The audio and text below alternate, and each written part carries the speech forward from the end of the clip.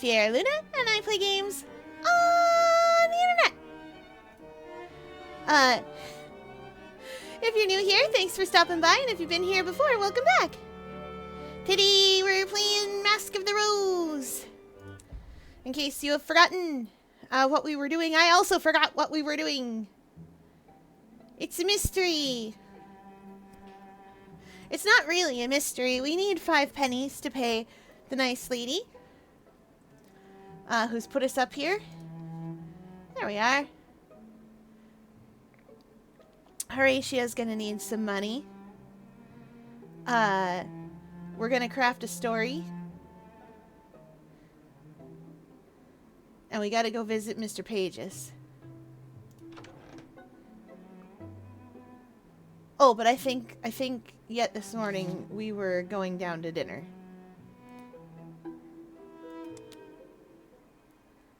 Anyway, welcome in, Val. Hi, Black Sniper. Welcome in, everybody. Grizz brought home some extra supplies today. I was able to do something that almost resembled cooking.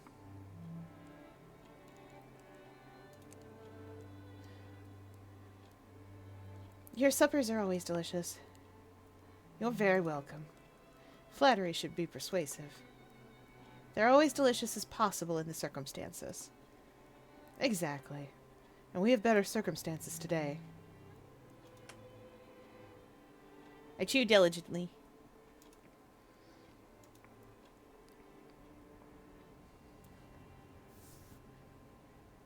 Bump. Now, what were we doing? I know a bunch of people. Who was Theo? Oh! I'm not used to seeing his name like that. Okay, so chat, for those of you that don't know, I play Fallen London, and a lot of these people are in Fallen London itself, but Fallen London takes place significantly further in the timeline than this. It's currently 1899-4 in Fallen London, because the Queen doesn't want the century to tick over as you do. Traitor Empress doesn't want that to happen, and you know what? Why not? Sure.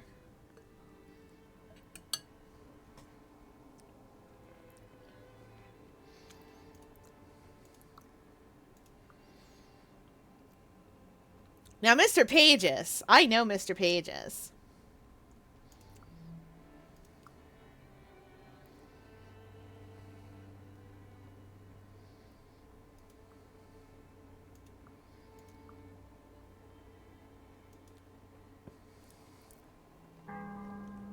Two came in today. Yes, I saw.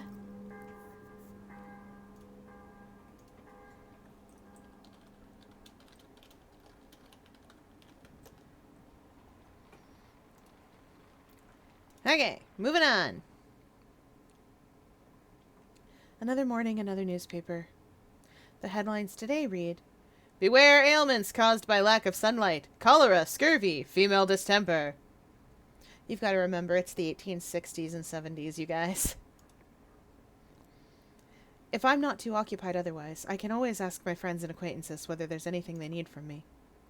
They may have some additional tasks for me.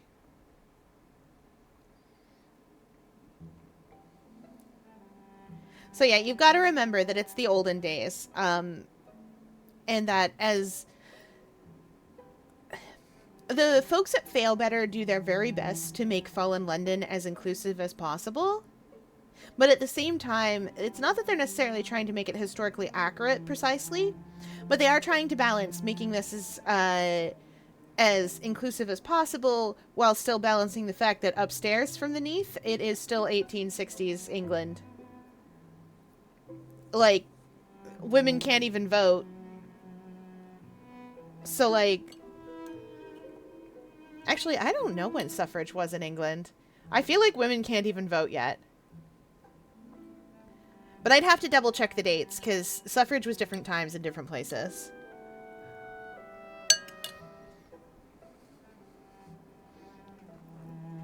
Chat? You'll never guess what I need to do.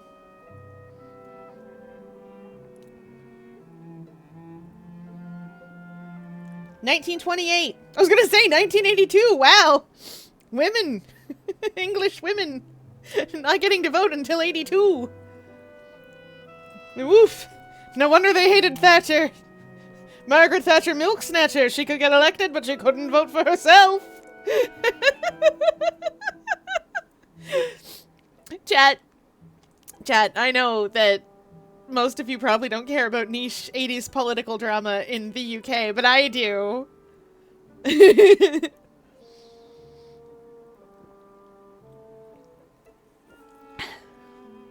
As an octopus, I think it's hilarious.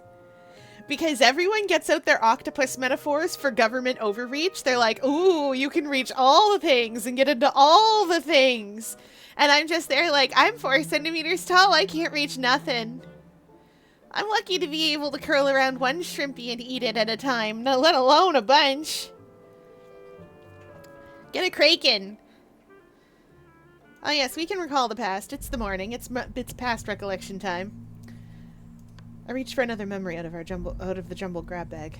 There are things I sometimes remember from that night that I cannot have happened. Impossible things. If I concentrate, I can recall.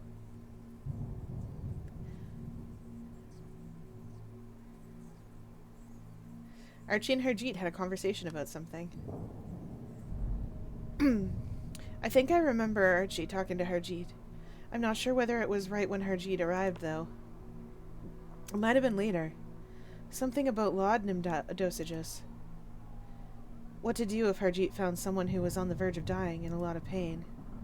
The memory's hazy. As if I heard it from another room or was half asleep at the time. I could swear to it. There was something else, too, that I haven't thought of until now. Just a flicker of an exchange.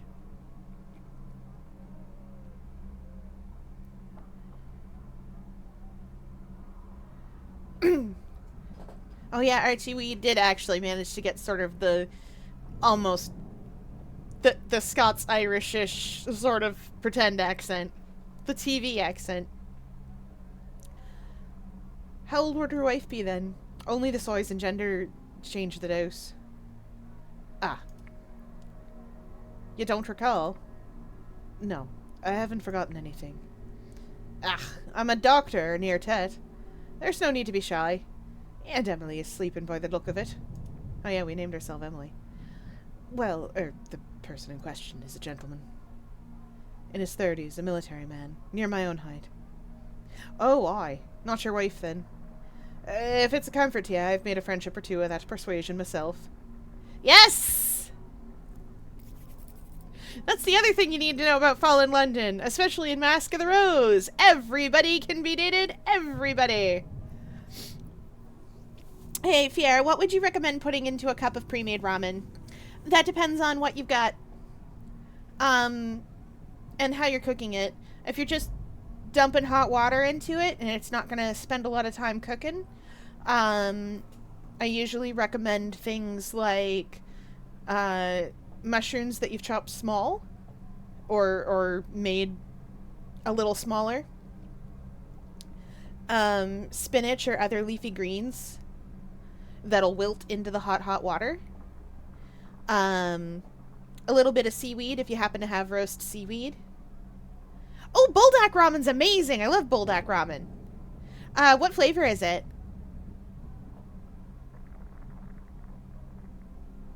They usually don't have much in the way of broth depending on the flavor. Especially the cheesy ones. Which is weird, but Korea. Welcome to Korea. They put cheese in the ramen. Oh, the pink carbonara one. Oh, that one's good. Yes, I know the one you mean because I have it in my house. A single American cheese slice swirled around in it is really good. It makes it salty. If you don't like American cheese slices, I don't recommend it because you can still taste that tang, which is usually what people don't like.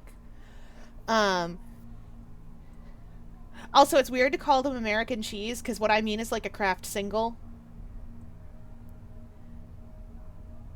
Yeah, a little tiny bit of the spicy pack is fine, but a ton of it? Nonsense. You'll die.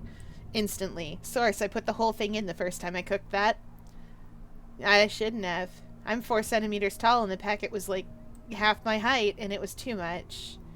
Even, it got stuck in my, it got stuck in those little dental bit, got stuck in my radula and I didn't like that. Tasting delicious spice for like hours afterwards. It's fine if I really want it, though.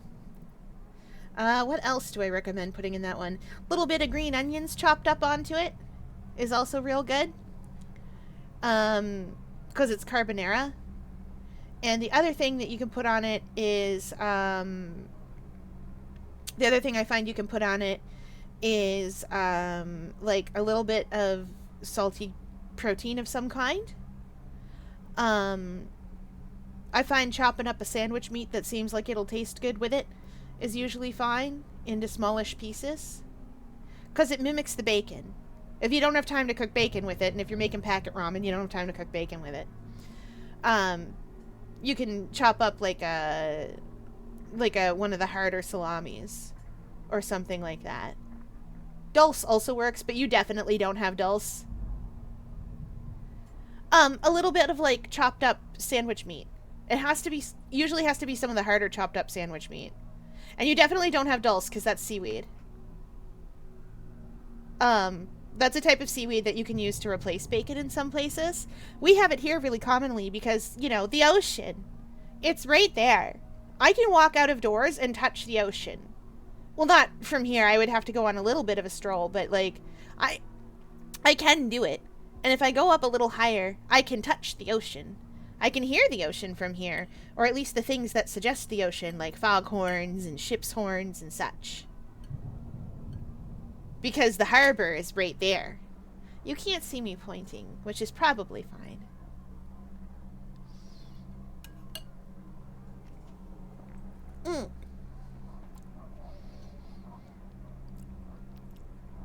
But yeah, that's usually what I do. Is usually put the cheese slice in it. I don't really like green onions, but Mint does. If you have time, the carbonara goes really well with like a fried egg too, but with like a runny yolk to get, because that's how carbonara is made. But at that point, you might as well just make a carbonara. Cook up the bacon and the eggs yourself and just make a carbonara on your own. But yeah, that's usually what I do for it. Anyway, what you need to know is that, what you need to know here is that Archie's like, nah, I get it, man. It's cool.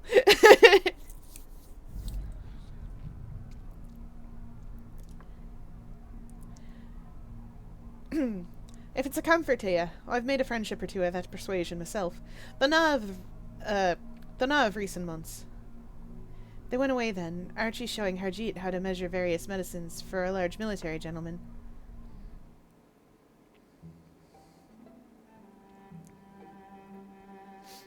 Alright, I was gonna build a story. What do we got here?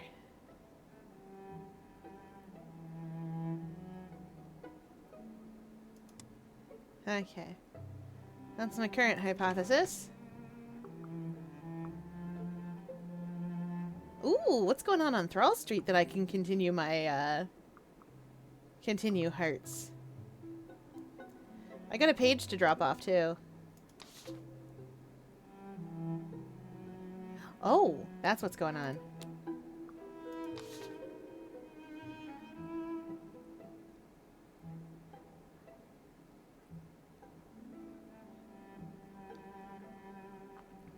I am going to go visit Pages first. At the bazaar. While Grizz is absent. Ooh, we can talk to our big friendly, definitely normal man.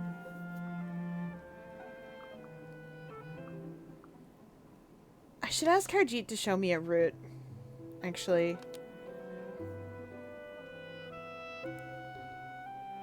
Good news, we actually have fresh green onion in my house. We grow them. Yes!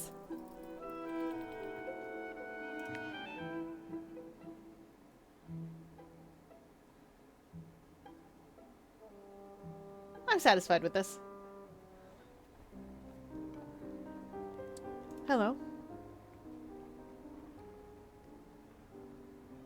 I need him to know about that thing. Do you guys remember that thing attacked us on the top of St. Albans?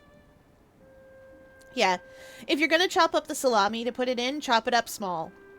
Not quite bacon bits small, but like not big. You don't want it to be obtrusive. You just want it to be enough to be like a little burst of salt and protein in your mouth. In case anyone's curious about what I'm doing right now, I'm eating shakshuka. Shakshuka and a shower show. And a sourdough. Because I didn't have a rye bread to put with it.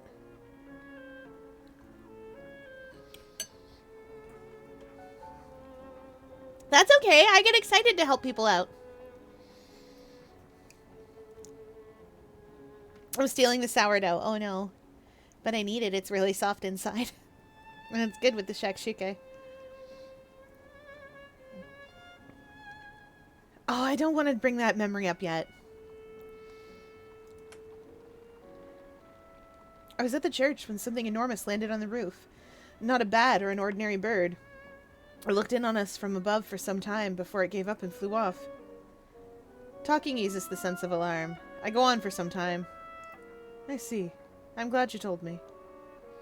Harjeet looks about to tell a similar story, but refrains.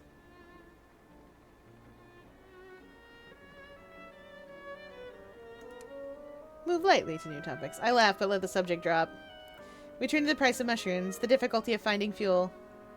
These are the subjects that people discuss in the Neath, in order to avoid talking about teeth and snakes and the occupants of our dreams.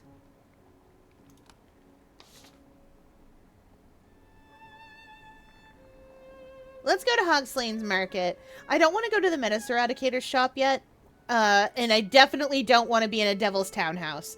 Chat, I don't know if you know this about the Devils in Fallen London, but they will get ya. And you'll be like, wow, where did my soul go? Oops. And that's what happens to you. I have Watchful and Persuasion enough that I'm not usually in trouble in the regular game, but I don't know what my stats are in this game, or if I have any.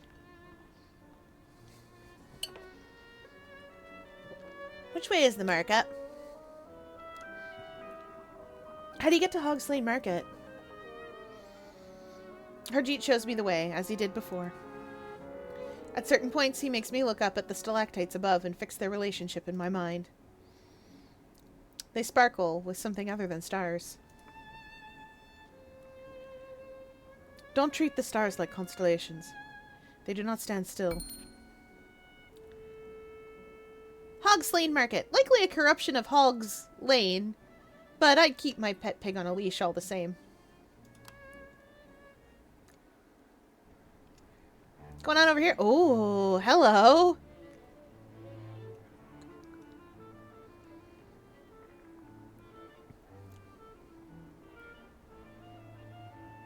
What are you up to then? In the market for new clothes?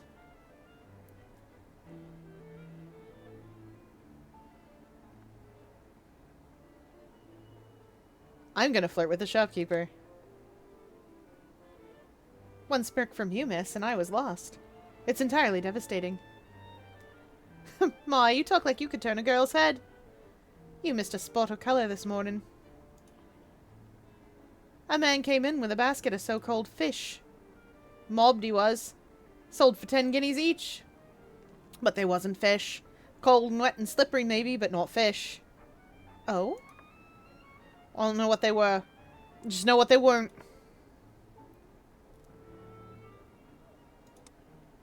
I like her. Ooh.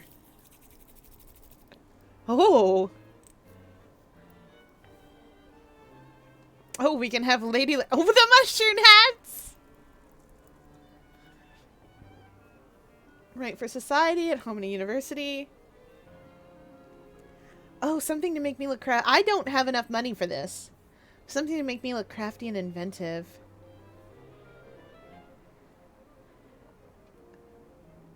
What am I?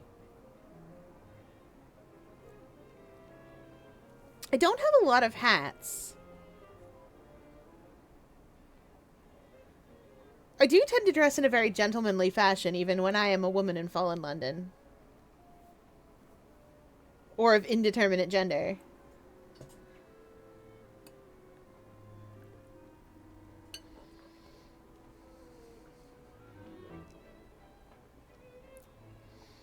Don't we all? Yeah.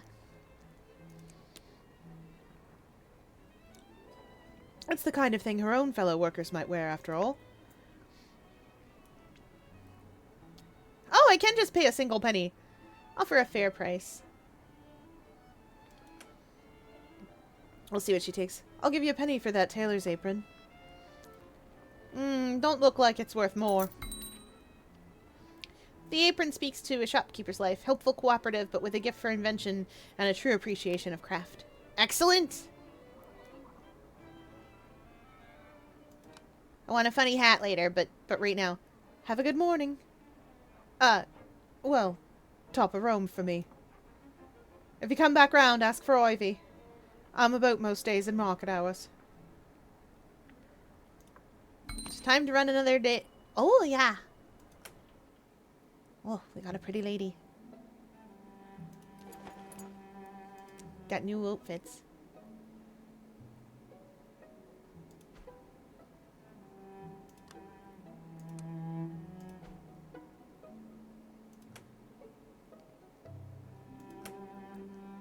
We're a working person.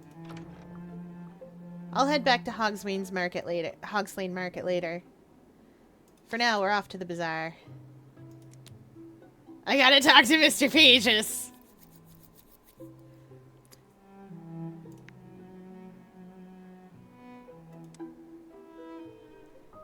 Gonna chat. Grizz and I make the journey efficiently. She's lost in her own thoughts for part of the time. There's still a palpable chill between Grizz and Mr. Pages. Do you have anything more?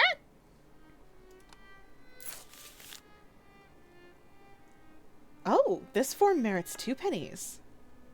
Grizz specified the existence of holy men who were wedded to the church. Sorry. I forgot to read Mr. Page's dialogue correctly, as if it were Huzzlemug. Grizz specified the existence of holy men who were wedded to the church. This one appears to have been wedded to a woman only. A disappointment. Though we thank you, it might have been something more. It contemplates the final sheet of the census form again. This is enough of my official duties for the moment. Enough of our conversation. Begone! I render my thanks and good wishes to all parties and bow myself out. I have only platonic intention!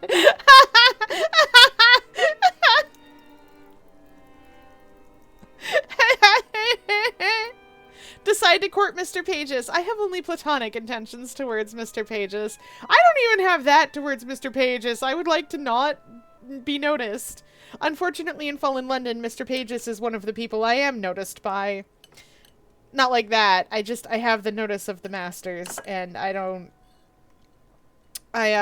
reliable. I've been reliably lending a hand. I'm not even a person of some importance. I don't even have that yet. Anyway, we're gonna be friends.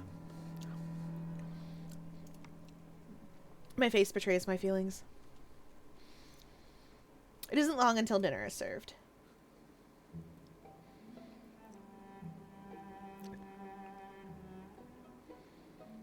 I have enough stories built today. Time for dinner.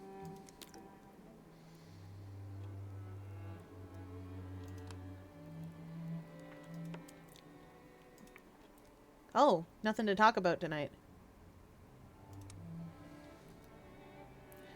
Alright, I'm gonna craft a story about what's going on, and I'm gonna get a few more places to go. I think tomorrow is what we'll do.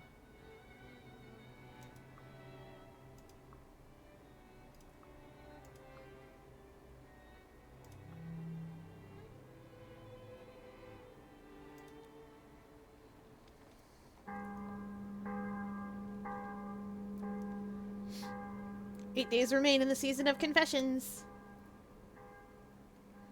Another morning, another newspaper. This morning's lays open on the table. Severe destruction renders southwest of London impassable. Reports of foreign population.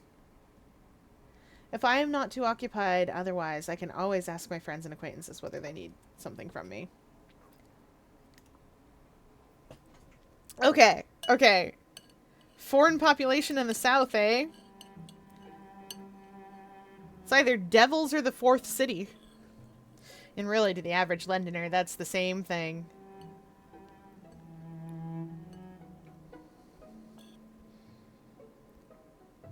I love the fourth city, though.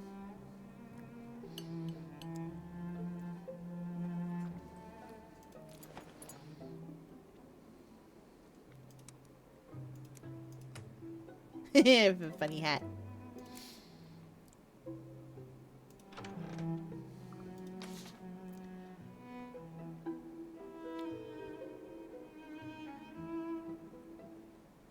Let's start... Let's talk about theories of ministry shenanigans.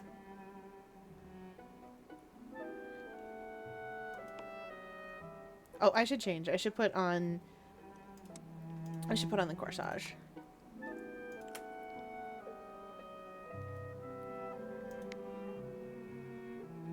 I'm satisfied with this. Archie nods to me significantly, as one conspirator to another.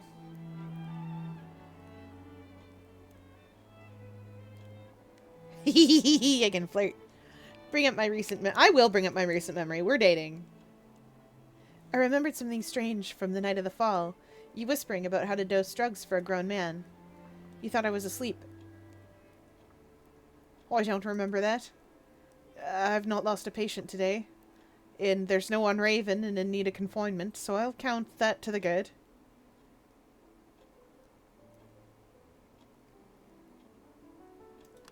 What do you do for such patients? The raving ones. What do you do for a patient like that? All I can do is try to calm him a bit. There's no hope of getting him to bedlam. But there's a man comes around and takes him away. I've not seen him at his work. But sometimes I'll go to see a patient again and find that he's been and gone.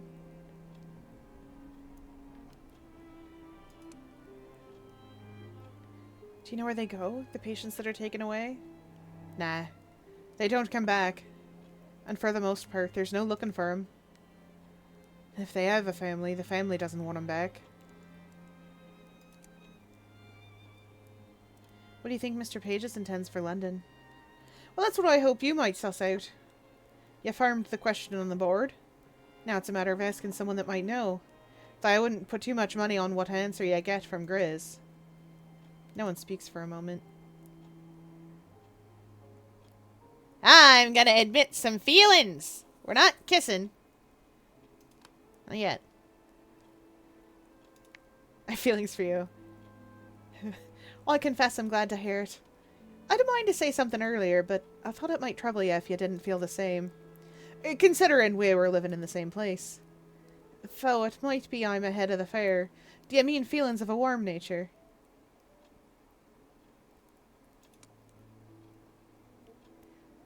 You're always kind to me. You make it easy. Horatia makes the house feel like family, and I cannot say I mind that. But I was seeing you for more than a sibling. And then it seemed like Grizz might have a feeling for you.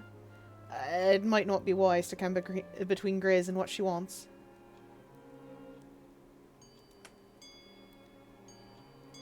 Whatever you might think, I find you vastly preferable. Aye, no accounting for taste. Archie, you can stay, buddy! I know you can romance basically anyone, but honey, Archie, you can stay. I will admit, he is not my usual type in games, but here we are. Here we are. We have a nice doctor.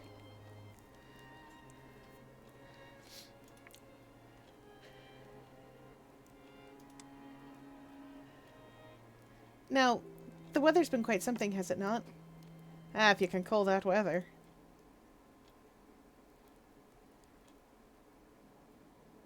Just a love confession. Anyway, the weather. How about that? I forgot to recall the past again. We just say the same things here, as usual.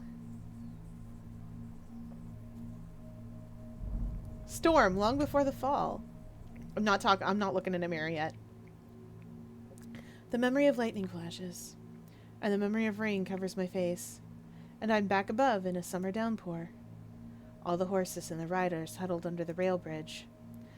All the saplings bent to kiss the soil. Not just any summer, but a June evening when I was 15. And though I have not thought of it since, and though I will never see the like again, that storm for a moment is truth itself. And our present cavern is embarrassed to be seen through an illusion. Oh, we're not doing great. We're not doing a good time. Oh, take the census with Ivy. Yes, let's go. Oh, I have to change my clothes. The risk of going to see Ivy hatless is that she may well try to sell me a new one. That's fine. I wanna buy a hat. But I also need to put my fancy badge on.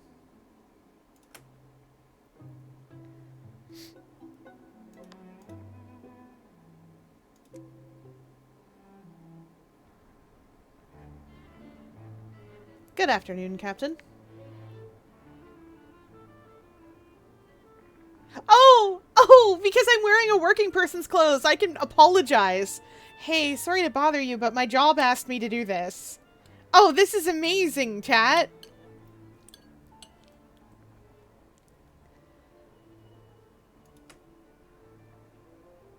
The Ministry of Accounting and Recounting have asked me to work on the census. Oh, I see.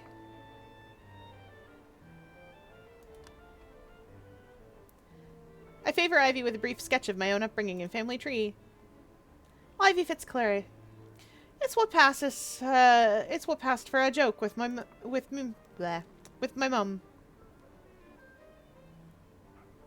Ivy Fitzclary.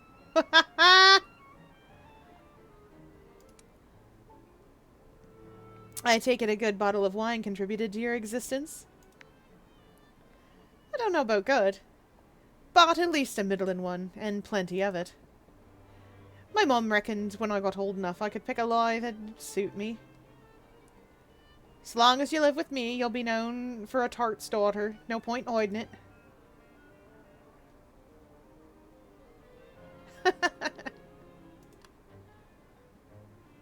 Huh. I see you'd get on with her.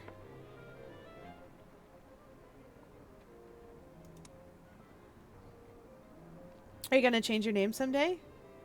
Oh, yes. But not until I have enough saved to move my shop to Ladybones. Oh, Ladybones Road! That's an area in Fallen London. It's nicer. Yeah! She's basically saying, not until she can get off of this ragtag garbage street and up to Ladybones Road. Which is, if I remember correctly, which is the general direction of, like, Vale Garden and sort of the upper class kind of area. I think. London has changed significantly since the last time that I saw it.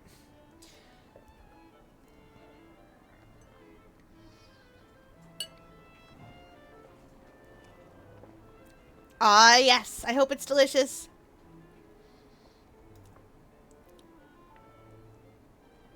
Mademoiselle Lear de Bordeaux, I'm planning to call myself. Are you now, Ivy? All the fashions of Paris, but darker and more marvelous. Her voice shifts up market suddenly, her pronunciation almost as proper as Grizz.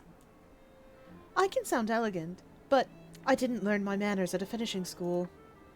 I worked in the back room of a dressmaker's shop until I was old enough to put in front. Found my way into genteel parlors and didn't let myself be kicked out of them again. Not 1 in 20 of the ladies I dress could do what I've done.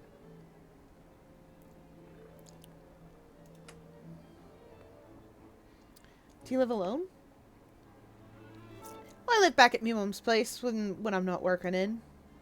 She's good company unless she's got guests of her own, in which case I stay out late. Are you married? Or otherwise connected?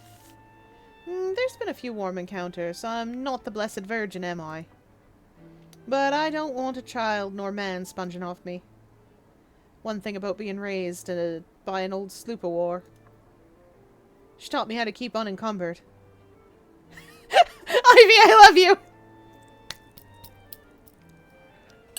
I love this woman.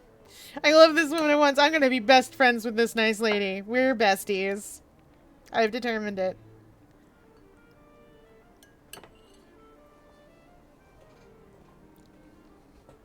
Mm-hmm. There's a brief lull in the conversation.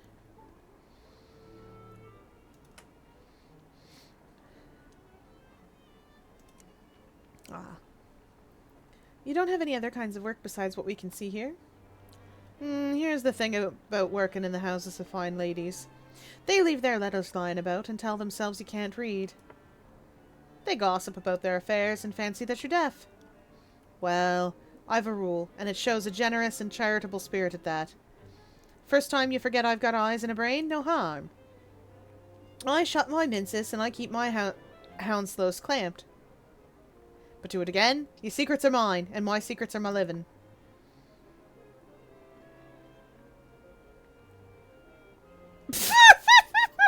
Suggest she'll come to regret this violation of public order. Nonsense, this is London. Note that I also embrace opportunities when I find them, and I do. Remark that it doesn't sound like a very reliable enterprise. It is plenty reliable. I will tell you how many whispered hints I have. So many hints and secrets and such. I can't be stopped, tamed, or anything else. I'm filled with secrets. I say this, but I think Ruthless is like my least favored quirk of all the quirks. I'm so bad at it. Because I'm nice to people.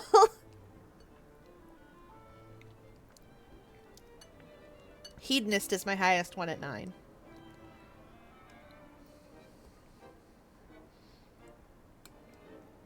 I walked into the Neath and went, that's for me!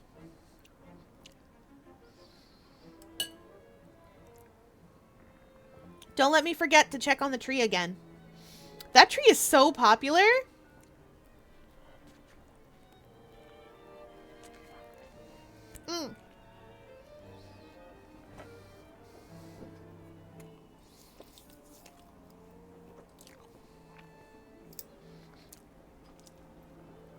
Don't worry, Val, you'll get there.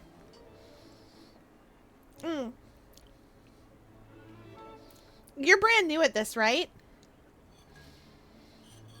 Have you chosen your starting profession? I didn't bother getting a starting profession because it wasn't a thing when I started playing.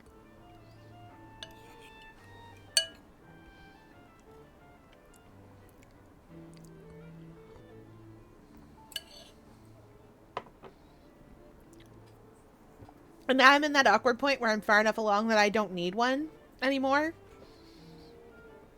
It won't benefit me, really.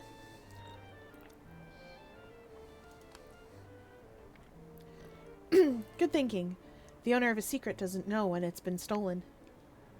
As you can see. Better to be able to take an opportunity when it's offered than to make a plan. Plans break. Don't ask me why, but I've taken to you. Might go off you again once I know more about you, but for now, you seem right enough. And if you wanted to come back and visit round the market, I wouldn't kick you away. Now and then, mind, I might ask you to pretend you're buying something. And maybe you could comment loud on how good the workmanship is. That'll do.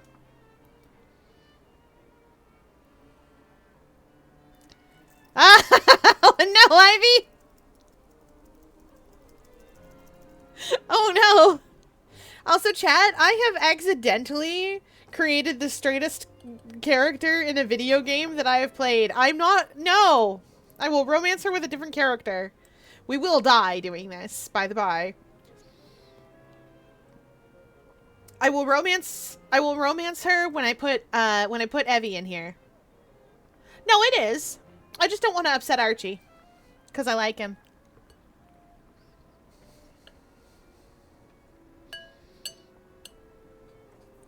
Yeah. I have a different character I want to romance Ivy with. My human Sona.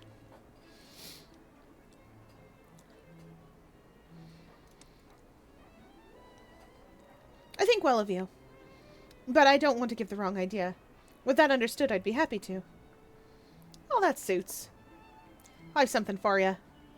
Some of us want to make ourselves at home in a place we weren't born to. If anyone asks, you're rubbing elbows in good company, you tell them you got it from me. When you're rubbing elbows in good company, you tell them you got it from me. I'm trusting you to spread the word. But if they ask, I charged you a good high price and you were glad to pay it. Or they'll say, old Ivy's gone soft in the head. Oh! Ooh, we're wearing the heck out of that. We have an elegant cloak. We're flirtatious. By now, Horatia will be wondering where I am. I'm sorry. We have a nice, good cloak. Oh, we're gonna look so fancy.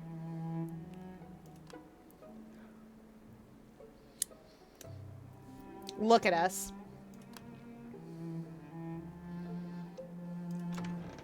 It's dinner time.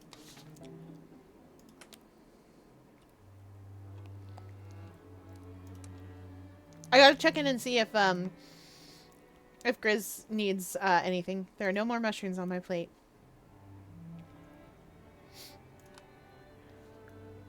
Still saving up pennies. I need one more. So I'll take that and then I'll pay Horatia. And finish paying my back rent.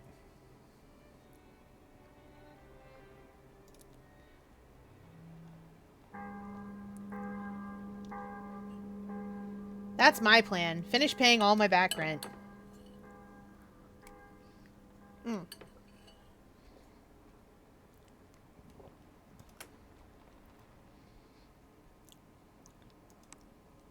Another morning, another newspaper.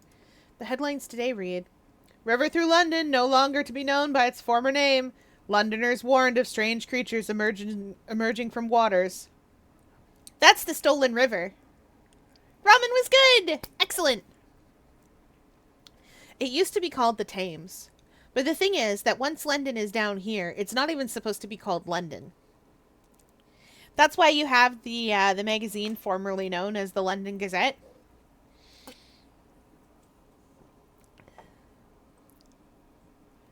The salami and green onion were perfect together. Might skip out on the extra cheese next time, but also, like, I only had white American cheese. Fair. Not the good yellow one. I have a terrible secret, chat. I don't like any American cheese. Like the Kraft singles and stuff, I don't like them. I wanted to, but I don't. But yeah, it was the orange ones I was thinking of. Nobody in your family likes the good yellow one? But the yellow one's what you make poor man's grilled cheese out of when you don't have good cheese to make it out of. Wow.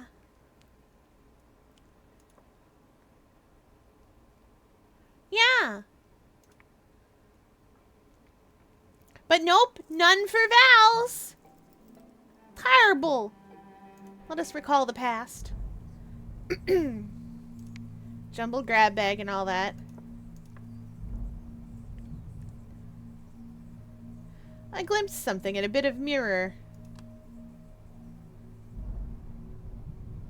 In a mirror, I saw something that wasn't my reflection. A Mongolian woman. She sat at a desk in a flooding palace, and the milky water had come level with her knee. She wrote in haste. Her hands were gory with ink stained and dimmed, the firebirds embroidered on her sleeve. The glimpse of me goaded her. The ink bottle upset. Blue-black blood bloomed in the floodwater. We're seeing someone scribble some stuff out as London is being pulled in on top of the fourth city.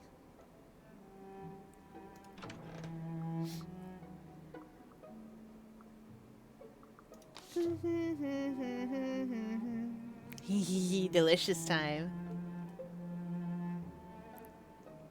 We'll come back. I want a hat, and I want to deliver this to Mr. Pages, but let's go. Then we'll ask Archie and stuff. I'm satisfied with this. I come in a different outfit every day. Do you have anything more? Mr. Pages is pleased enough with my information to give me 2 pennies. An exemplar example. Her mother is resilient of heart. She herself also.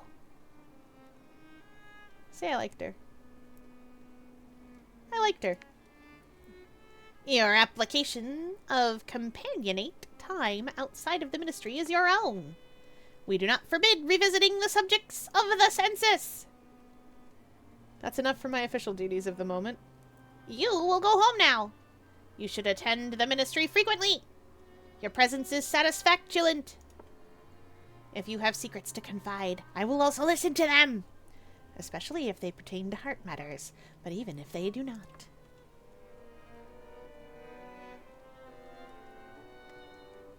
Accept and plan to befriend Mr. Pages. I would like that. I have written this appointment in the book. With both hands, sir, with both hands. Do not deviate from obedience to this plan. Grizz has indicated the aesthetopropriety of ruinous places. That what is broken inspires happiness and warmth of heart. There is something I wish to show you. It leads me out of the ministry. The people in the streets part when we approach. Yeah, no kidding. No one troubles us. I wonder why. I'm walking around with like a 12-foot Batman. In a cloak. He's wearing a bedsheet and a badge.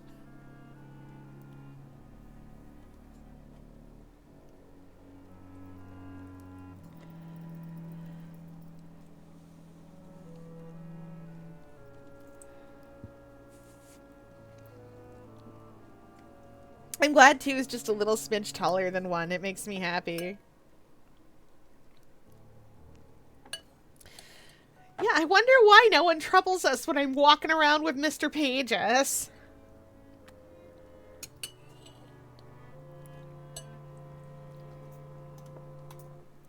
When we come to the edge of the stolen river, it summons a boat with a crook of its claw.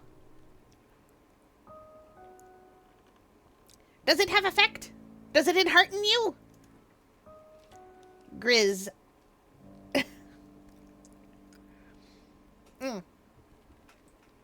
Is this indict? Did you combine indict and some... and indicated? Identified? I don't know what that... I don't know what Pages is trying to get at. Grizz indictified that the moon was also required. But the moon was cast out of the belly of the Neath. Ah! It is unwise to stay. We will depart. You have seen what I wish to show you. Yeah, it's right. Oh, the sunken parliament! All that remains of the houses. The building has been in the middle of the river since the fall. Oh! We can go to the sunken parliament now! Oh boy! Judging by the clock, I can afford another errand today. Yes, you may yap away. Yap about Algebraian Heights as much as you would like to. I'm gonna go get a funny hat. Wait. I'm gonna pay Horatia first.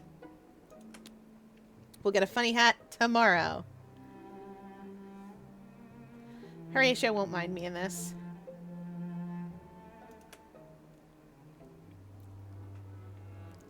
So Zro is the shortest. This is canon. Okay. 1 is the shortest out of all the main integers. Oh.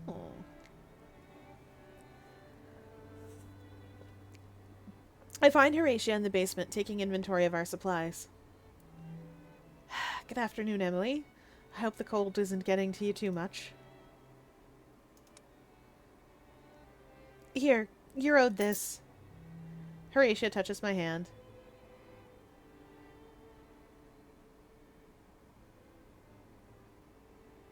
Oh, mention I'm not used to having to work. 'Cause I'm fancy and elegant now. No, I'm a sailor. I know how to work. I'm grateful you gave me so long. That's what we do here. For a moment, no one speaks. I see you as one of my closest friends. I have a lot of people in my life who are friendly. The butcher, the neighbors, my lodgers, half the parish of St. Albans. You want to matter in my life in a different way than that. You need to work alongside me. Maybe don't even think of it as rent. Maybe contribute the way you would to a family household. That's what I need and don't have. And I know not everyone's got that to offer.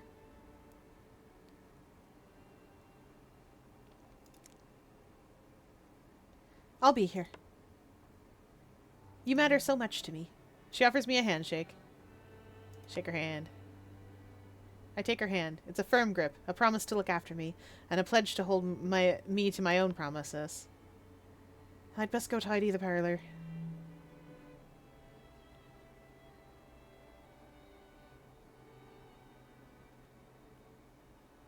Ooh, we have a different option. Emulate Horatia's generosity and her protection of her own. She protects her own. She gives away whatever anyone needs from her. And she keeps a tight circle of people who matter to her most. Yes, this is what I want to be myself. Don't stare. Gives me the fidgets. Oh, 2,763 is huge. Like earth-shattering kaboom huge. But where's my earth-shattering kaboom?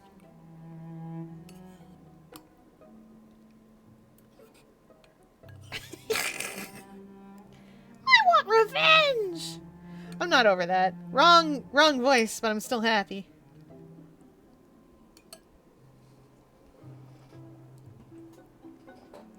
Now, you've shown me 2,763 before.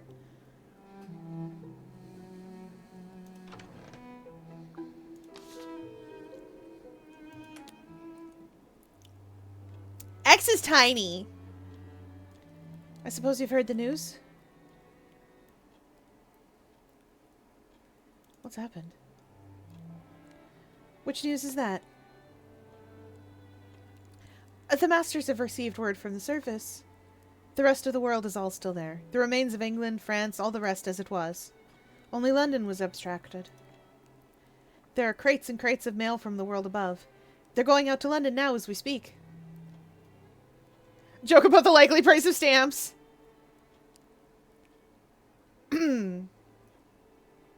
Suggest that the Masters chose their own time to do this. Oh, yeah. The Masters could have done this at any time, couldn't they? I don't know what you mean. Did Mr. Page say how he finally discovered the way back to the surface? No. Oh! Chat, we might ruin a relationship with Grizz, but I'm going to push my luck.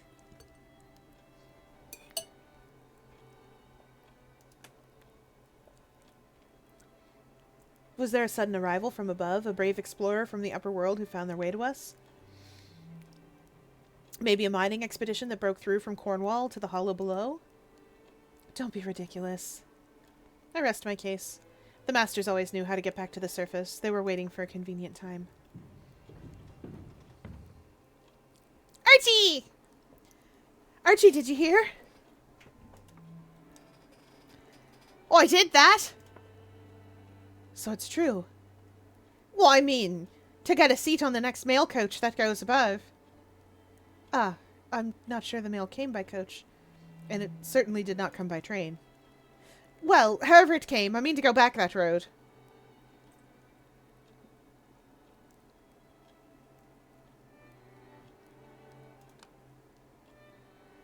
At last, when do you think the rescue operations will begin? Will it be possible to winch the city back up to the surface? Or will they bring us out one by one with our possessions?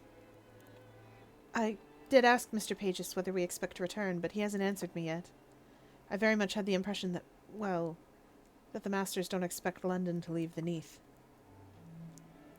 It's a mite heavy to lift out, but I will not mind if it's left down here to moulder. No kidding, Archie! No kidding! Being from not England. Oh, and the actual short. Yeah, I haven't seen their sub short, I think.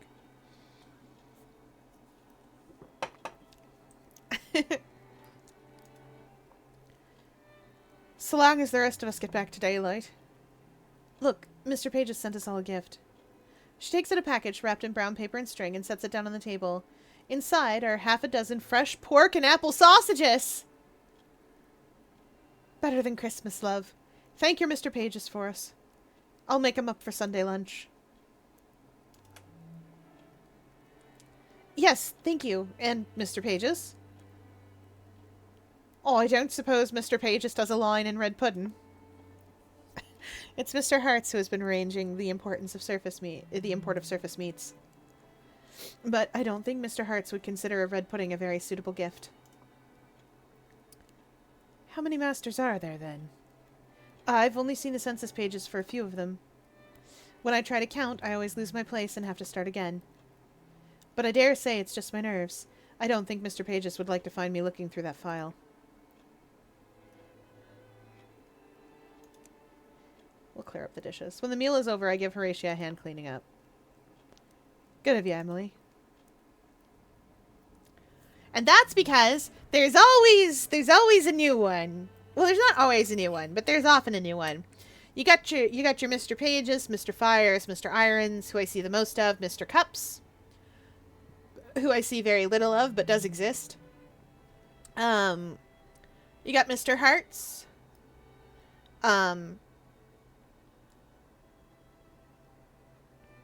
And I feel like there's definitely another one that I'm forgetting somehow. Because I don't see them very often. For some reason, I had the impression that there were 12 of them. But maybe I'm silly. I'll have to go wiki diving later and see. There's a lot of ministries. Yeah, pork and apple sausages are great. Ah! Jump scared by my own alerts. Alright, we hydrate his chat demands.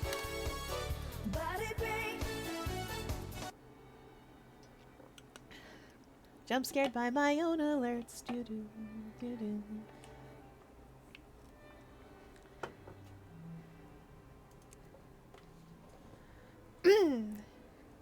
Alright. Oh yeah. And a big stretch.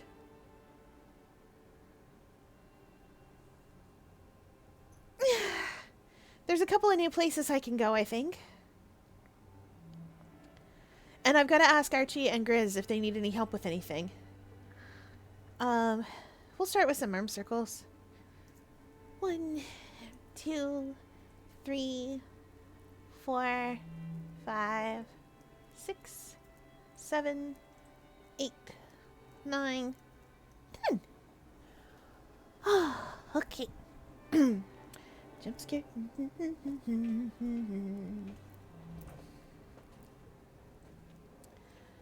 Okay.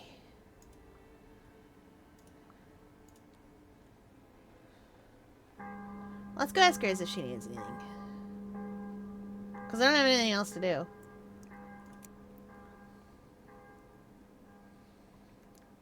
For once, I know just what I'll see in the paper. Contact a chief with the surface of the earth. Travel possible via Z route. Mail collected from above. It goes on and on like this. I spend a good part of the morning devouring the pages. There are hardly any pictures. It's too early for illustrations. Nonetheless, the paper's correspondents paint a vivid picture of the perilous travel back to the environs of Italy.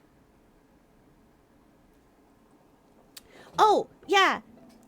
Yeah, I don't know how to navigate this wiki. Sorry. No, it's okay. The wiki is a little bit obtuse. I will say, the Z route does go up to Italy, not to England itself. I don't know specifically why. I don't know why there isn't just a list of all the masters. The wiki's weird like that. Sometimes it's super duper helpful. Like, sometimes it'll be like, here's a guide for how to get... Here's a guide for how to become a person of some importance and some opinions that people have on the internet about which professions are best at tier 3. And sometimes it's like, anyway, this is the story from the actual game itself. Bye!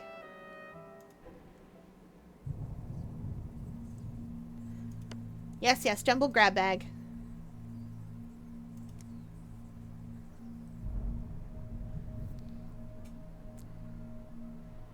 They're very sweet creatures, really. I shouldn't have used the word plague. I didn't interrupt. I agreed that bats are harmless. I didn't interrupt. Bats aren't harmless. The sight of them gives me a chill. That's not the bats, then. It's the rest of it.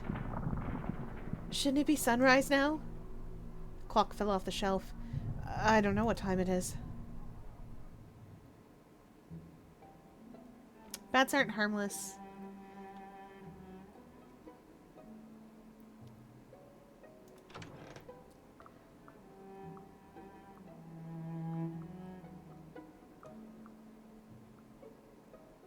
Oh yeah, I can just go into the Sunken Parliament now. There's nothing there that I need. We're gonna see whether Grizz needs anything. And then Archie.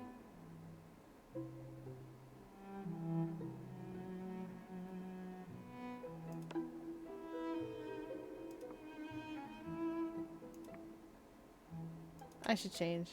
I should put the flower.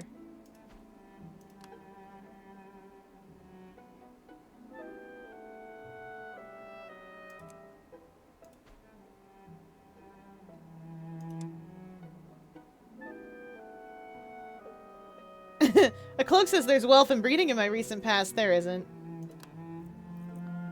That'll do.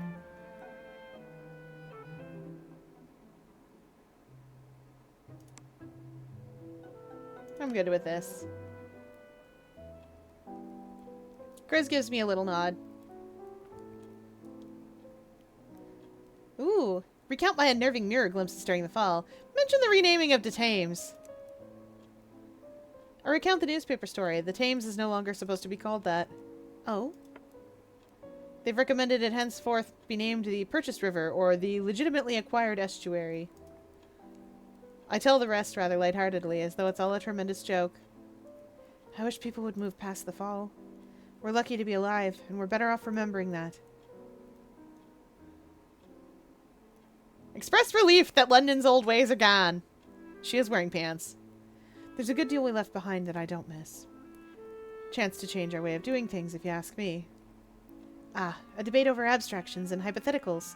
I'm familiar with the sport. She spends a few minutes making the counter-argument to mine until we both run out of material, and the discussion becomes silly.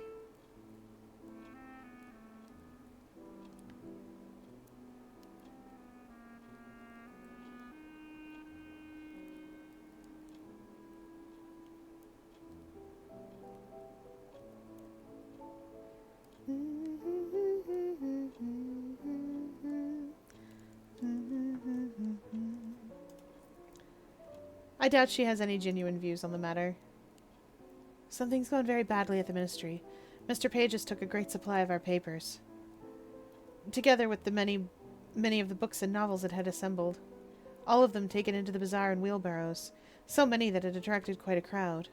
But whatever he hoped to do, it did not go well, and after a few hours it started to snow.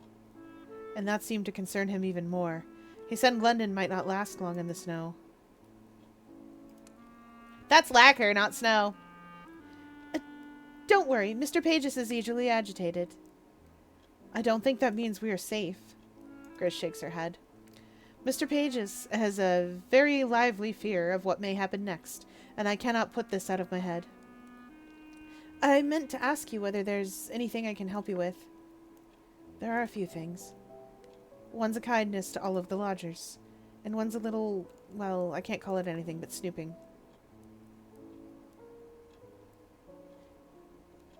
I like both of these options. Let me snoop. What would the snooping be? Horatia's warned everyone off going into the basement, which she says is down to literate rodents. According to her, they've learned to read and they're raiding the pantry. I suggested she put down a jar of poison and label it Christmas pudding, but she told me to stay out of there. I don't suppose you know anything about the basement?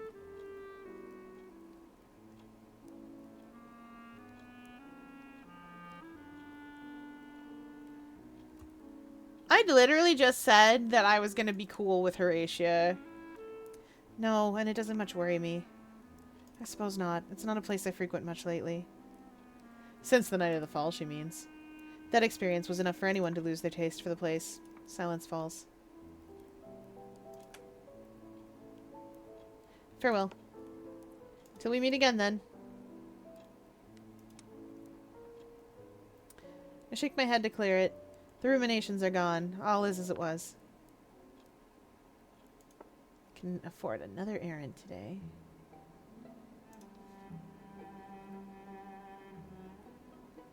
I don't have any census pages.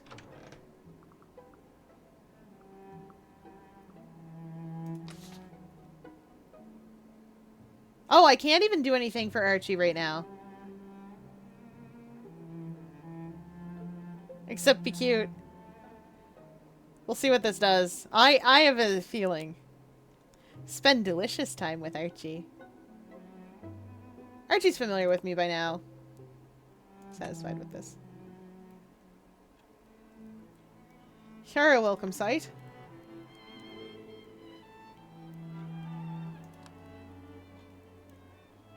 The night of the fall, I saw something that wasn't my own face when I looked in the mirror. It was a woman in a flooding palace, and the sight of her alarmed me. I don't try to conceal that it was frightening. Archie listens, nodding. I have, perhaps, created some trust between us. Have you heard the proposals to drill some new wells? We need more fresh water and that doesn't come out of the stolen river. But the first machine they put to it, it struck on something in the ground, red as a side of beef, and then the ground screamed. I'd be curious to see what's there, but the ministry has blocked all the roads around the spot. Though there was a trickle of blood that was running down the street, and 2 or 3 enterprising butchers gathering it in cups to make into pudding. I'm glad you weren't away.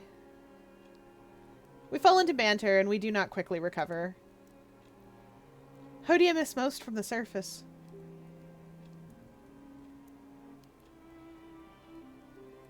I know who I'm playing as. I know which one of my OCs I'm playing as. Who would Emily miss most from the surface? Honestly, she wouldn't really miss anybody. Given the position she's in. Girly Pop. Someone I took care of is probably closest. There was someone I looked after. I reminisce about how I came into being a caretaker at all, and what it meant to me. The day-to-day tasks, my moods and theirs. None of it is strange to Archie, perhaps because he's looked after so many people of his own. Will they be safe now? I don't know. I'm not certain. Best to hope so, then. Archie listens without interruption while I talk about my memories. The things I remember acutely, and the ones I'd almost forgotten until this moment. Thank you for telling me. We each have our own losses. More feelings. I was gonna smooch, but I still haven't smooched this man. I say a little more about how I'm feeling towards Archie. About how much he occupies my thoughts and how I miss him when we're apart. He has a few observations along those lines himself. I prepare to go, but we find we each have more to say.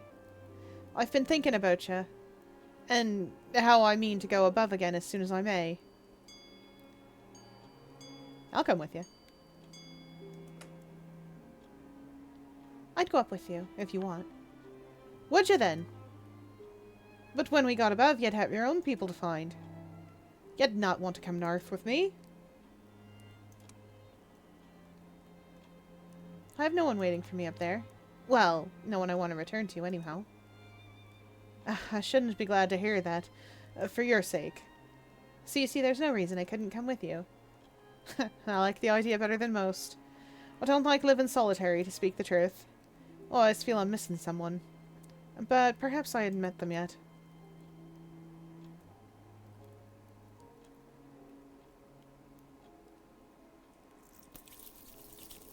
Oh, chat, we have so many opinions. Look at all these answers.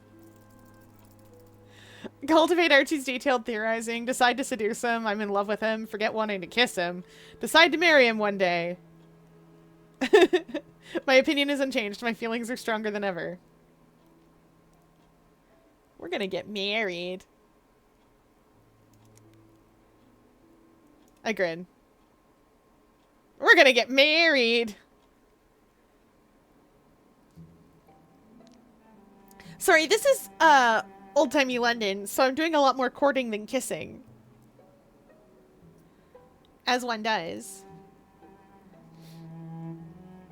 Okay, I actually have to play the actual game at some point. Horatia arrives late to supper. What's on your boots, Horatia? It looks like milk and smells like a sewer. Don't go into the basement. You've already forbidden us down there. I thought we already weren't supposed to go there. There's a new reason. The floor down there is flooded. I moved everything to higher shelves. Offer my help. Is there anything I can help with? Only if you want to help carry buckets of nasty water out of the basement. So we form a bucket line. Horatia insists on taking the basement position. She still wants no one else to enter. But I stand on the stairs and take buckets from her and carry them out to the gutter. They do not smell like ordinary water. My eyes burn. Horatia doesn't say much, but I can see I'm in her good books. Excellent. Yeah, okay, we don't have a lot right now that we can do. I'm not stuck, but I do need to explore.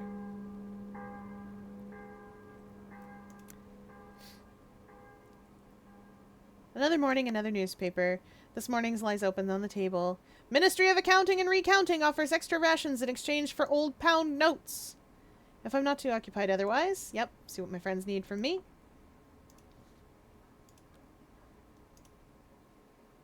Beep, beep, beep, beep, beep, beep, beep, beep.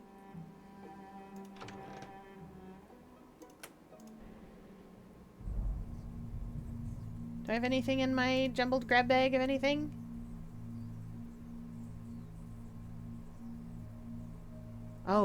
Oh, I saw something in the corner of the basement. I remember waking up in the night and seeing that there was a new rat hole in the basement wall. And as I lay there gazing at it, there came something like the leg of an octopus from that hole. Hey, that's me! Octopus mentioned! We love a good octopus mention. Mostly because it's me, I'm an octopus. Hi. It's you! Yeah!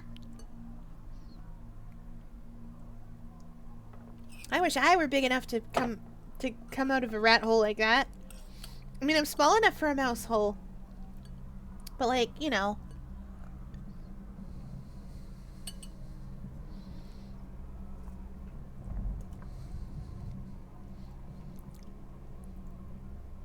It felt about the floor of the basement and wrapped itself around a lump of coal, finding nothing else handy. But that displeased it, it seemed, because it dropped the lump again and withdrew. That's true, I would not eat coal and it would taste terrible. Imagine, chat, your prehensile human tongue. Imagine if that was also your hand. That poor octopus just reached out, grabbed a lump of coal, and was like, ew, that tastes terrible. Yes, I would love to see human one. Yeah, you gotta remember, we taste through our tentacles. So, imagine taking a drop of coal and taking a lump of coal and being like, ah, and wrapping your tongue around it. You would not like that, probably. I hear that there are humans who like charcoal, but that is different. Ooh, looking classy. She's got things to do. When I summoned the courage to look into that hole, I saw nothing, and I could not be sure I saw it truly. Well, we've seen some things. Okay, it's time to go outdoors. What were we doing? We have a lot of places that we can go.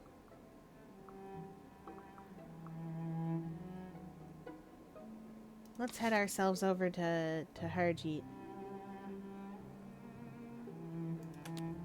Harjeet, show me a route. Show me a way to go. I'm satisfied with looking fancy. Emily, it's good to see you. Question whether the Masters will control surface access.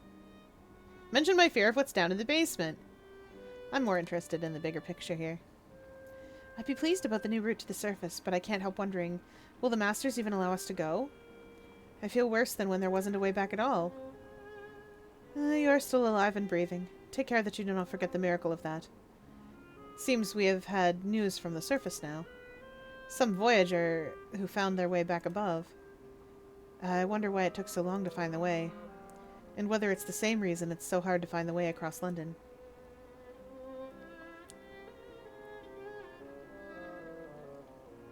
Oh! Oh, chat! I also own Sunless Sea. Being forced to come along to get my sister. Don't worry, I don't need to go until 8. Okay! I also own Sunless Sea, so if you guys want to see that too, tell me about it, because I love Fallen London a lot. Sunless Sea is a roguelike. Don't worry, I did the conversion.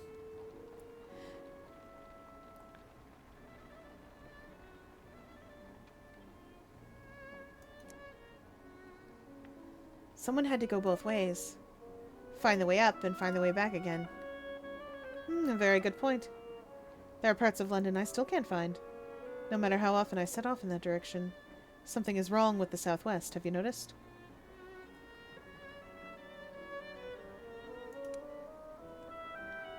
I get as far as the sound of hunting horns. And then I see a sign for Threadneedle Street, and suddenly I'm back in quite the wrong place. Oh yeah! The sound of hunting horns, you say? Perhaps some kind of brass? Roguelike? Mother, please! I demand roguelike! Okay, so it's not perfectly a roguelike. Because most things are roughly in the same general direction.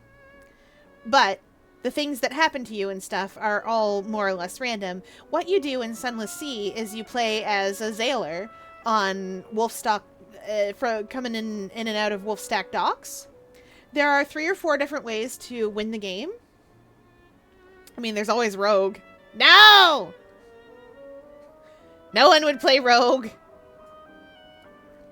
There's 3 or 4 different ways to win the game. I don't have the DLC for it, but I was considering getting it, and if it goes on sale again, I will. And if I get the DLC for it, I will play. There's Conquistador Guinea Pigs.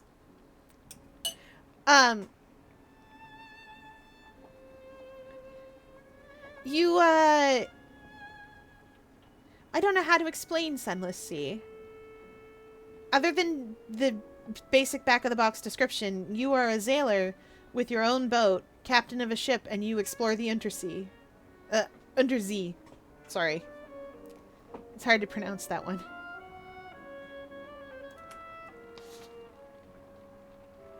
Let's talk about the Menace Eradicator shop. Find any interesting places today? There's a Menace Eradicator shop around the corner in that direction. He points toward a couple of buildings. I can't see the path between them at first. It takes a minute of staring before I notice the alley that cuts in between. The path is more than usually complicated. Several times we stop and retrace our steps. We cannot omit this part of the procedure. Going backwards is part of the route. Ferret's shop! Yeah, I bet there's a significant need for their services lately. Ferret is the local Menace Eradicator, and there's a significant need for their services lately. Hey, Ferret. The sign outside the shop belongs to one Ferret. This, presumably, is them. This is Ferret. Ferret, in my mind, needs the Mockney accent that you hear from Dick Clark in Mary Poppins. You know the one. But I don't know if I can get that without it just being Luke. But Professor!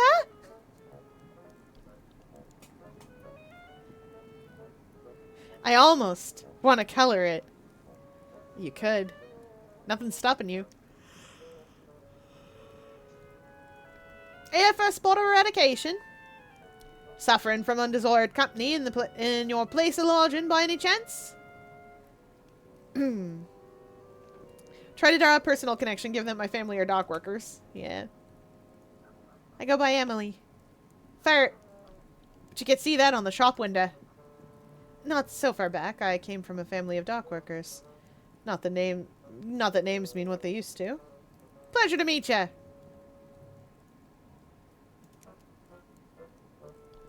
I don't have my badge with me, but I'm collecting census information for the Ministry of Accounting and Recounting. Ferret shows no enthusiasm for the ministry. Respond condescendingly now! I gotta put on a different coat.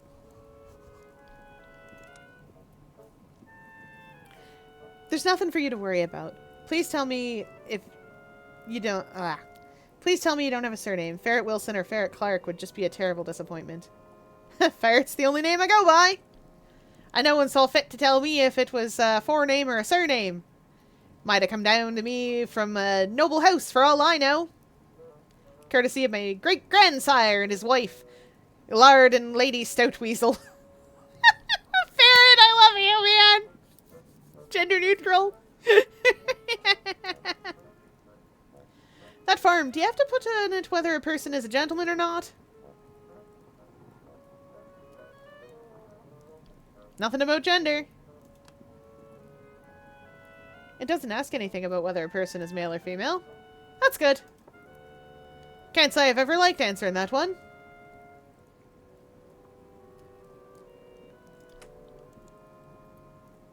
People are always trying to fit one into uncomfortable boxes. You don't fit in either, eh?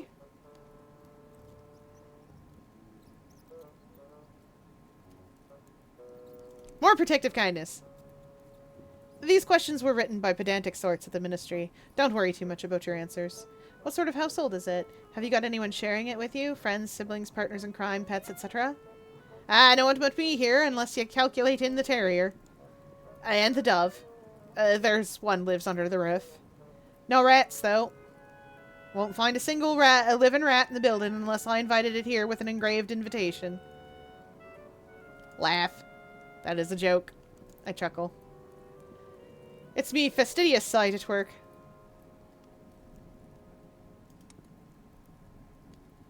Are you married or otherwise connected?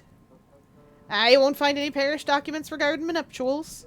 Nor my christening either. Oi! I wasn't expecting you until this evening. I'm seeing to customers, as you can see. Hello, my friend. I already know the customer. I'm just by with a warning about the pub at the corner.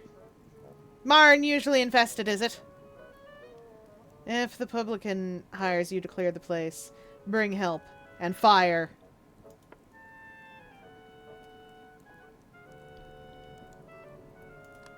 Oh, I can decide what relationship I want with Harjeet. Well?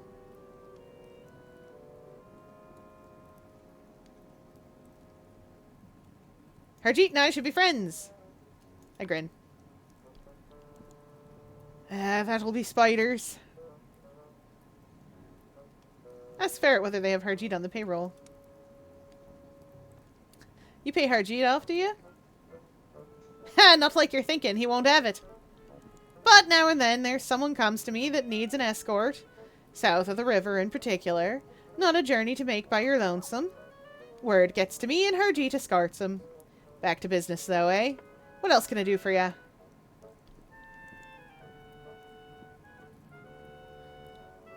Oh, you've got goods for sale, my boy. Inquire into the particulars of the rat-catching profession. Is business good, then?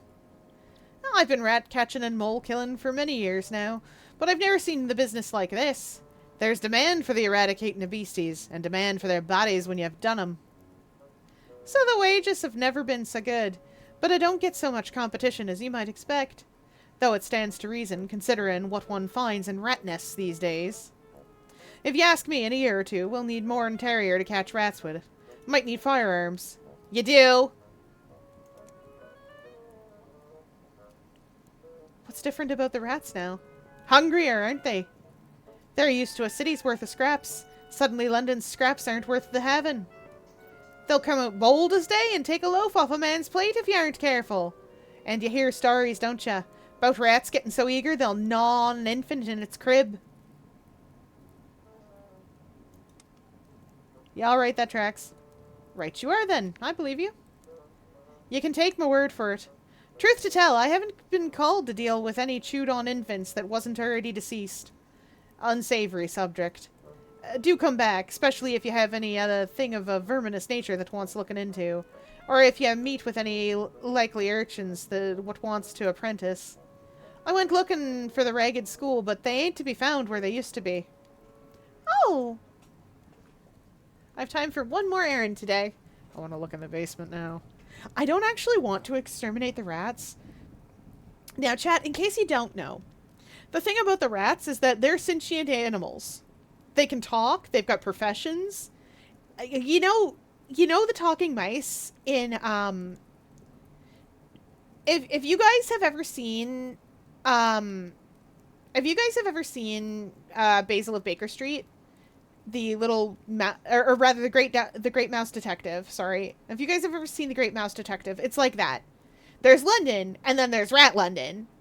And I love the rats. I love them a lot. I don't think they're doing anything wrong, really. They're just trying to survive like we are. So I don't like to go rat catching. They have funerals, by the by. That's one of the reasons that we take their dead away, to bring to the rat catchers. Besides proof that we've killed them, we take the dead away so that they can't have their little rat funerals. Devastating. They should be allowed to mourn their little rat dead.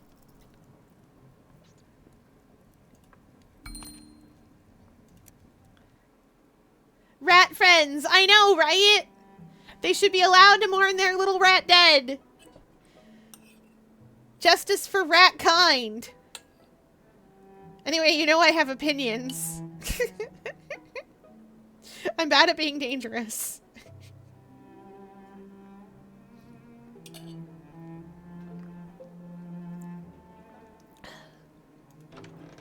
One more errand today. I'd actually like to find that last place while we're at it.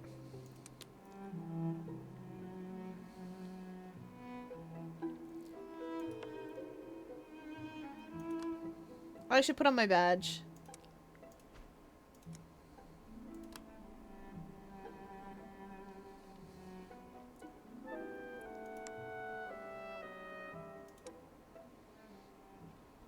Because I'm going to ask him to show me a route. Good hello, Mass Captain. I trust you and your people are surviving. We are. Show me to the Devil's Townhouse. Have you seen any devils? If by that you mean people with yellow eyes. Yes. They've taken over a townhouse, that way. He points out a direction. You can see them coming and going sometimes. And the occasional vicar standing outside to stare in. Ha! I should have worn my church clothes! The walk is easier this time than some of our previous lessons. At first I think I am becoming better at route finding. Then Harjeet mentions that the streets are becoming easier. The street signs change less frequently now. The Devil's Townhouse. They say this place is inhabited by devils, or alternatively, people with yellow eyes and a warm handshake. They do have those things. Harjeet takes a look at the devil's doorstep and raises his eyebrows. It's plain he has no taste for this company, so I say goodbye and go on alone. Their door knocker is made of brass, unreasonably warm brass, and it's shaped like the head of a goat. Wah! Hi, Pinky, welcome in! Honk! Hello! We're going to visit devils today. They're spooky.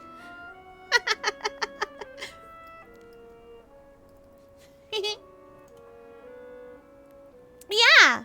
I'm playing Mask of the Rose, which Maxwell's not here tonight, but he very kindly bought me the game. So we're playing Mask of the Rose tonight.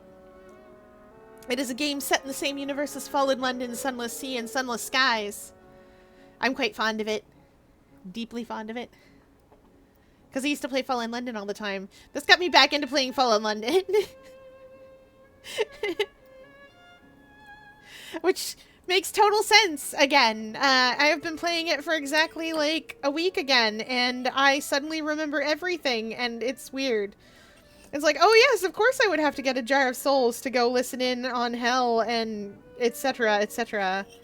Naturally, this is normal and fine. I do want to see some concept art. The attendant is human enough, but she refuses to answer any questions. I wait in a very old-fashioned wooden chair. I keep feeling that the armrests are nipping at my wrists. I'm invited inside at last. These are devils!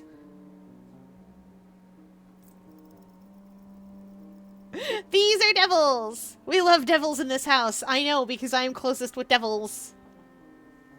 Anyway, welcome in. Are you having fun? Are you having a good time? Normally, this is where I would do a raid speech shenanigans, but here we are. I'm glad to see you here anyways. I haven't been around much, but that is because the water heater broke, and when you are aquarium, you have to have water heater, but that works.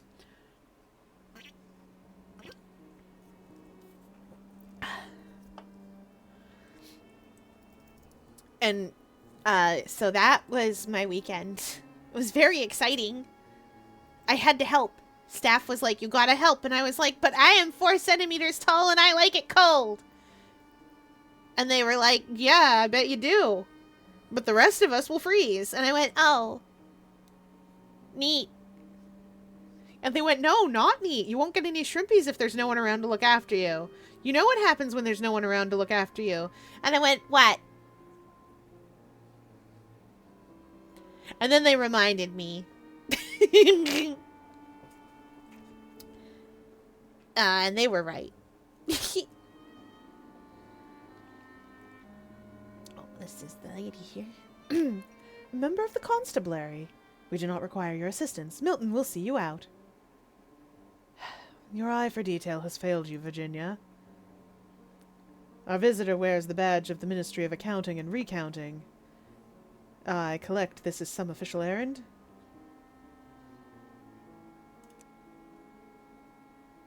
Emily. I go by Milton. I dislike forenames. You may address me as Virginia, or ma'am. They both fall extremely still. I'm not sure that they breathe.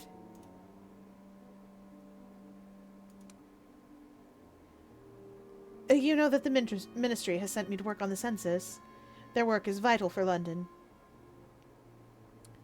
Oh, you may have mistaken your authority. The masters do not direct us. It will not take long. We are in the middle of a delicate matter. Oh, come now, Virginia. Wouldn't you find it entertaining to learn what the masters are asking? I admit a significant curiosity. Just what does the ministry hope to learn about you and me that it doesn't already know? Then ask, and be prompt, Emily.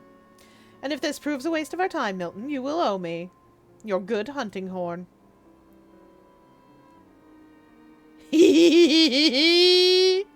I'm not establishing trust with devils. Who else lives in your household? I reside alone. You have servants?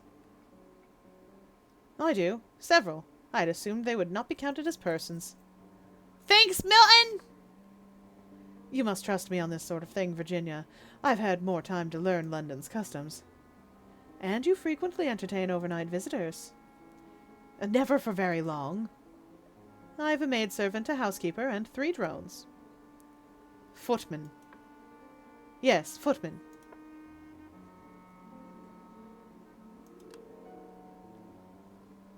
Do you have any lovers, spouses, friendly barmaids? Ah, an interesting question. Several persons have believed themselves to be romantically attached to me. Will that do?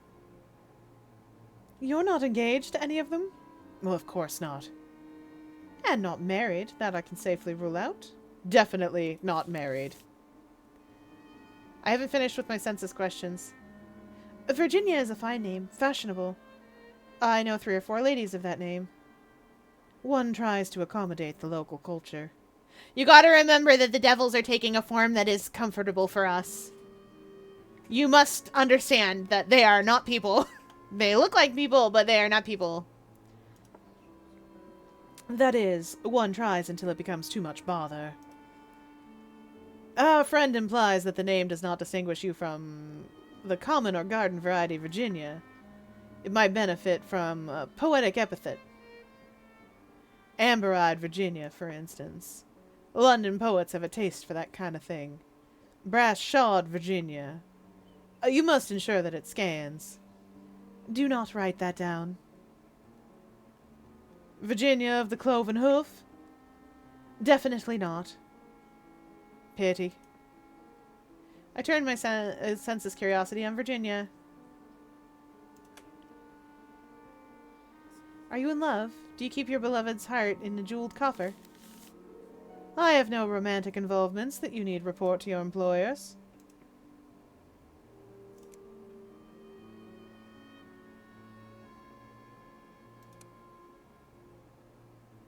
What's the nature of your work here? I'm a gentleman of leisure, though I have devoted myself to cultivation of the arts. Until our next meeting, Emily. My opinion remains to be seen on this man. I shake my head to clear it. The ruminations are gone. All is as it was. It's nearly time for supper. We've discovered a devil.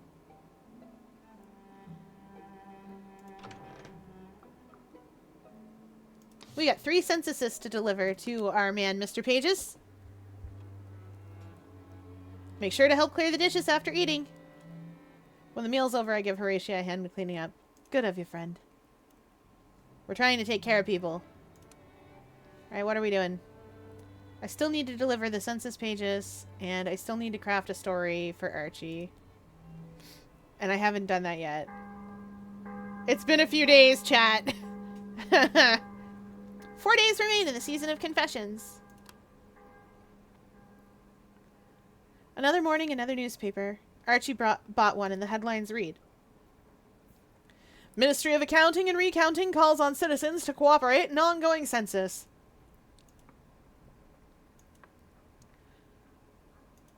Okay.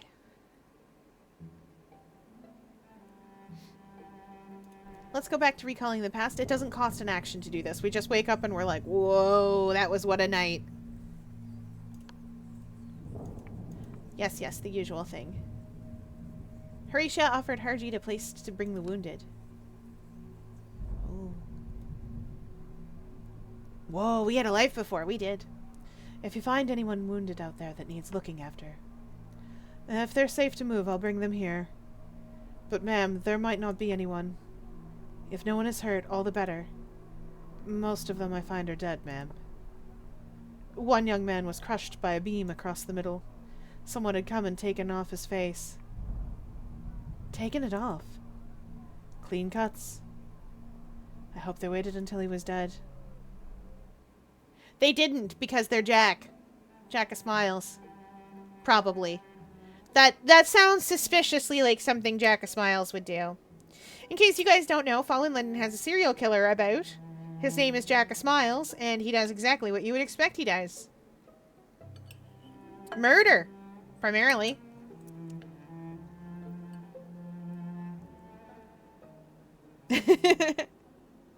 You'd never guess. Okay, we're gonna try and eat this big ol' egg. We're gonna do it.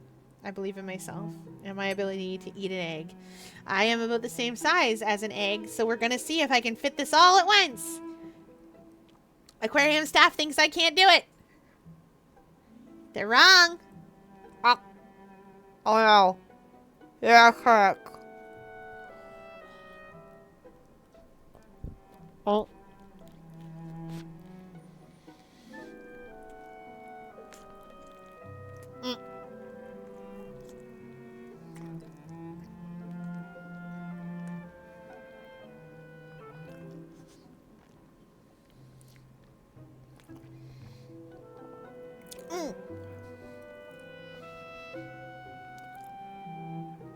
Close enough.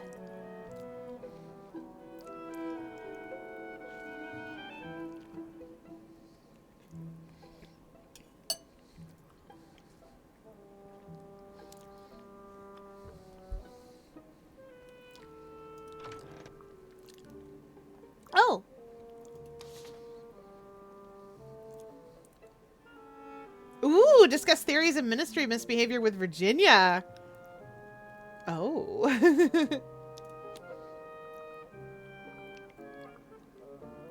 And so I shall.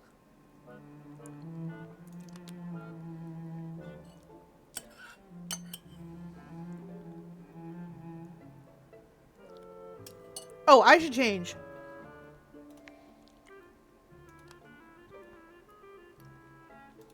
I want to wear clerical robes, hilariously.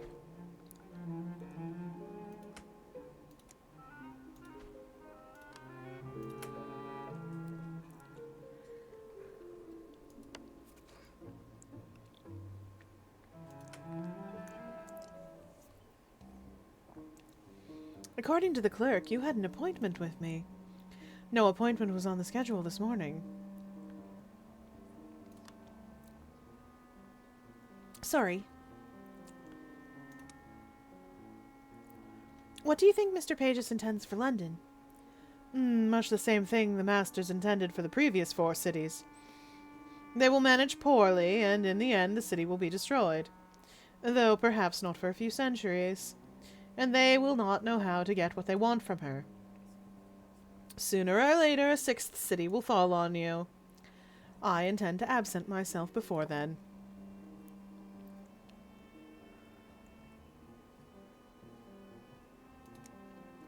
I'm praying for more on the 6th city. I can't be stopped.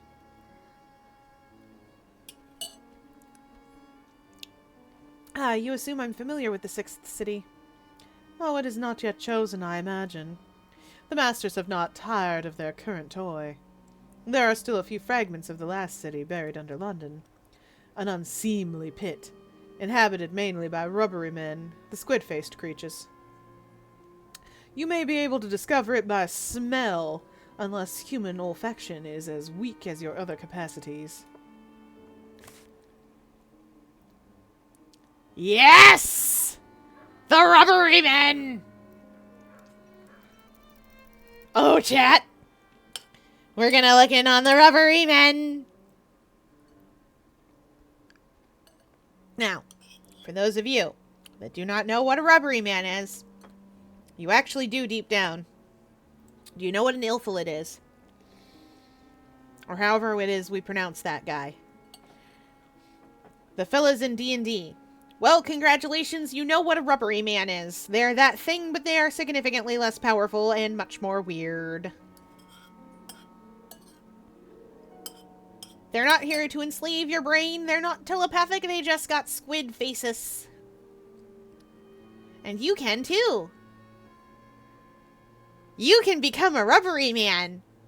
Well, in Fallen London you can. I don't know about this game. But in Fallen London you can become a rubbery man. It's a long process, but you can do it. I do not wish to become a rubbery man, but I may accidentally become one. I would prefer not. If I'm gonna do that, I'll build a character alt and make them into a rubbery man. Delicious, delicious rubbery. Num num calamari forever. Ooh, that's an infernal alphabet on the wall behind her. I just noticed. Delicious. I'm gonna try to eat one more whole egg.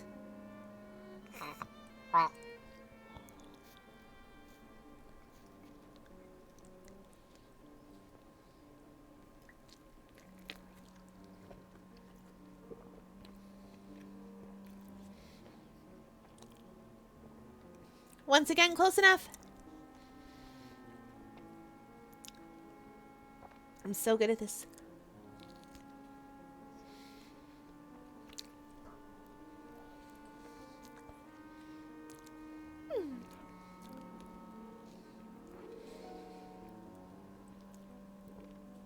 Anyway, I definitely don't want to go north to the tomb colonists.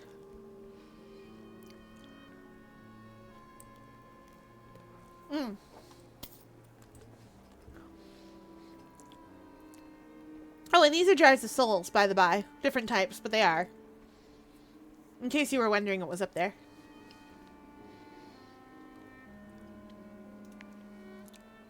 There's a short silence. I suppose you must have met with Mr. Pages and visited the ministry. While you were there, did you happen to see any of its maps and charts? There's a territorial matter in some dispute.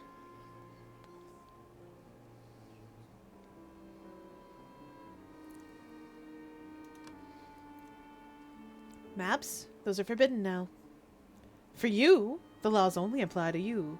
The masters apply no such rules to themselves. How about this, then? Mr. Pages might have mentioned a correspondence stone. Did you chance to see a piece of stone with writing on it? Writing that perhaps made your eyes water and your hair prickle as though your scalp were about to catch fire? Admit that I did see it. I did see that, yes. On Mr. Page's desk. Magnificent! How large was it, would you say? Did it appear too hot to touch? Did the air ripple? Would you say that it was well guarded? Are there any mirrors in the room where it is kept? Did any other masters supervise it, or only Mr. Pages? I answer a few of her questions, but there are so many, and some are so strange, that it is many minutes before we're done with the topic. I do not think I have told her everything she wants to know, but it's more than she expected from me.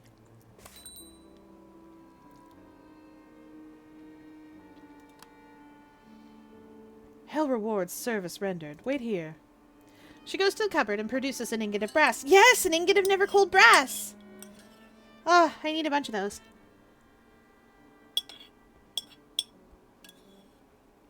Not as much as I need whispered speakers.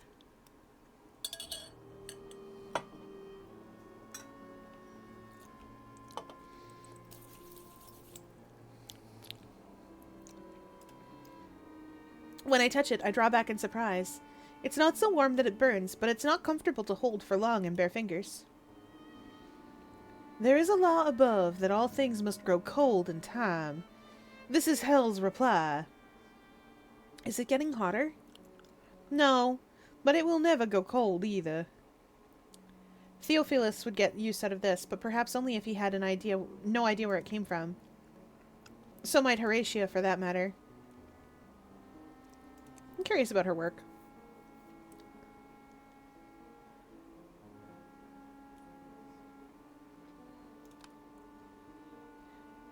What sort of business is typically done here? Well, diplomacy, commerce, gathering of information. Ask whether their work is of a spiritual nature. Done. Is your work spiritual in nature? I'm keen to hear about your business all the same.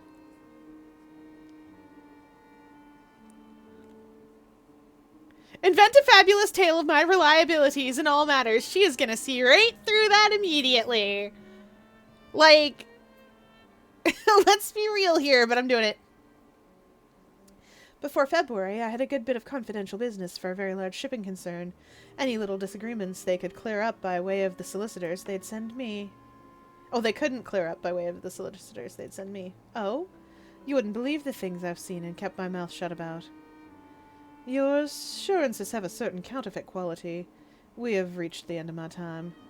If at some future time you wish to return, you will not find the doors barred. Yeah, she saw through it immediately. Okay, we should be friends, this devil and I grin. That leaves time for another errand today.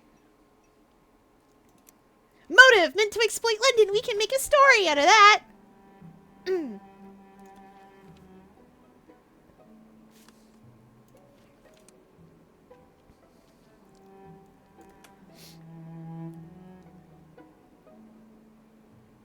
Oh.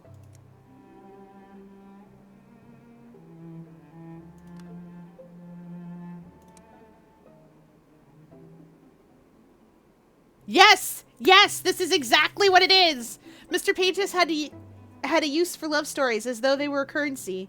It meant to squeeze London to extract every such tale. The typical Londoner posed no challenges and asked no questions. This is exactly what's going on. In case chat is curious, I already know that that's what's going on because that's what's going on in Fallen London. I finally have something to show Archie. Not that I think he'll believe me, but I do have something to show him.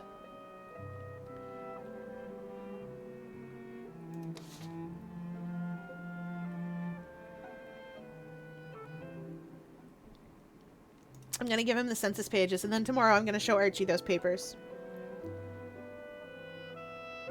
Oh, I should put my ministry badge on. Whoopsie doodle. Oh, and we know for reasons that the 7th city is probably Berlin, and the 6th city is likely Paris, we think. I'm curious, because as far as I know, when the Masters got to the 7th city, they are done doing this. But I doubt that. Good. Let's go.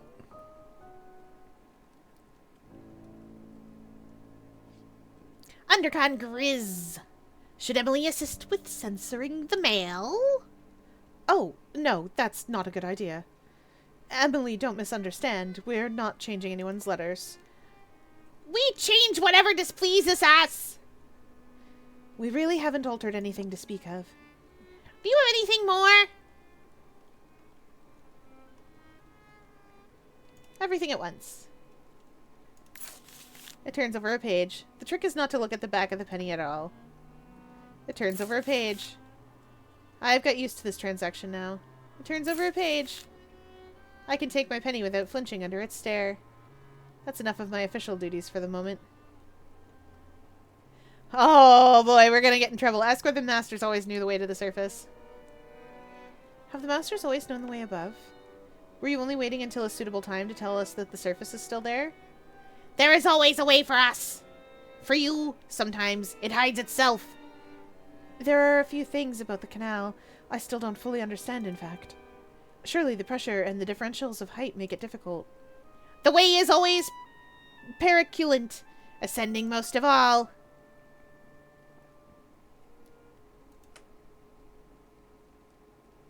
I see. It is unlikely that you understand. This is preferable, most especially for you. I render my thanks and good wishes to all parties and bow myself out. Mr. Pages and I should be friends. Some hint of disapproval must show on my face. What?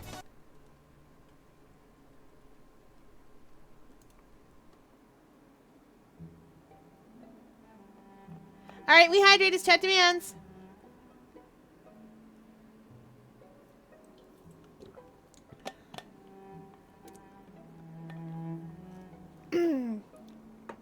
And a big stretch.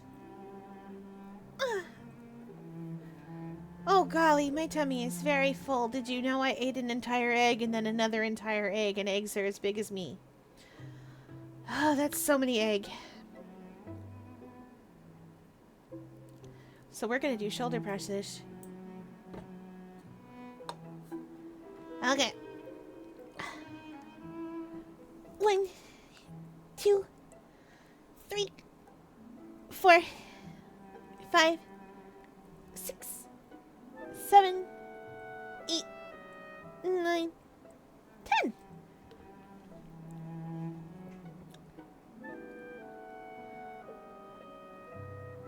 Oh, that was very tasty, but I ate too many egg. Did you know that there are too many egg in the world? I thought maybe they should all go in my belly, but there are too many of them.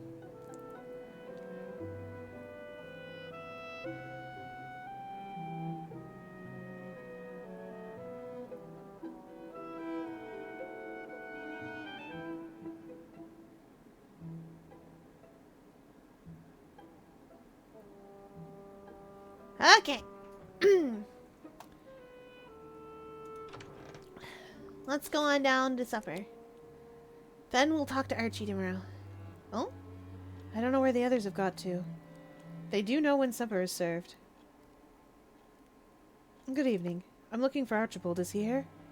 Archie? He's upstairs. Listen. Yes?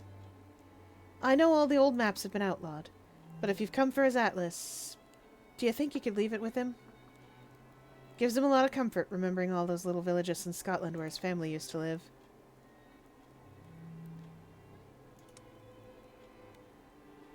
Yes, leave Archie his maps. He's not doing any harm with them.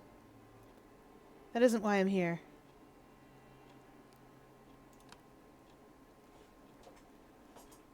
Oh, is it to do with his doctrine? I hope no one's too ill. I know Archie worries trying to do a physician's work when he didn't finish his training. Does he often treat people?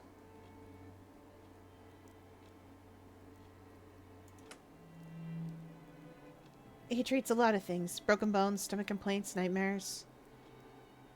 There was even some business with a tainted jar of honey, he said. Archie's had plenty to keep him occupied. He hasn't happened to treat a tall young man that has lost his memory? No one like that. Have you ever known Archie to make mistakes, prescribe the wrong dosages?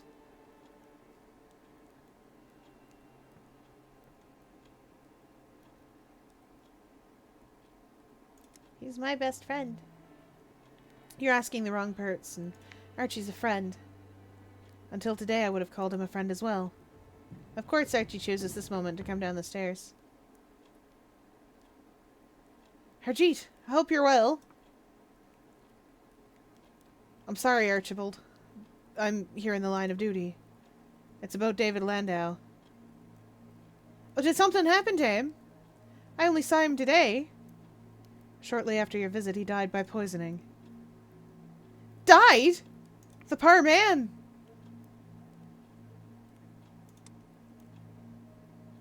What? No! Are you sure there's not some mistake? May he rest peacefully. I'm sorry to have to bring you this news. Is Rachel alright? Is there anyone with her to protect the house? She said you were the last person to speak with David. That fatal dose must have come from you. I don't understand. There was an inquest and the jury found against you. I'm here to arrest you for murder. Wait a moment! I knew it was just till something went awry. There's too many folks ill and I can't... And can I carry the whole town?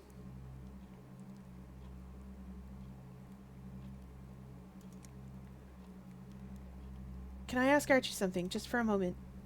As long as you stay in sight. I promise to fight this. We'll make sure this doesn't last. I don't know how, but we'll get you free. Gris could help, I'd fancy. If she cared to. It might be she'd say she can't trouble her Mr. Pages with it. You're not alone. We're all on your side, and we'll come to visit you until you're free. Thank you. Ahem.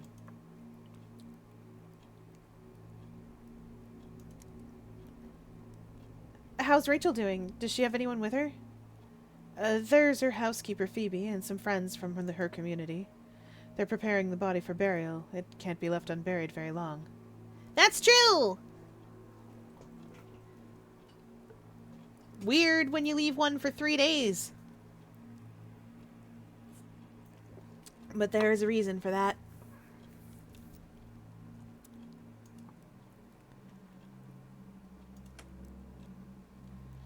Where are they burying him?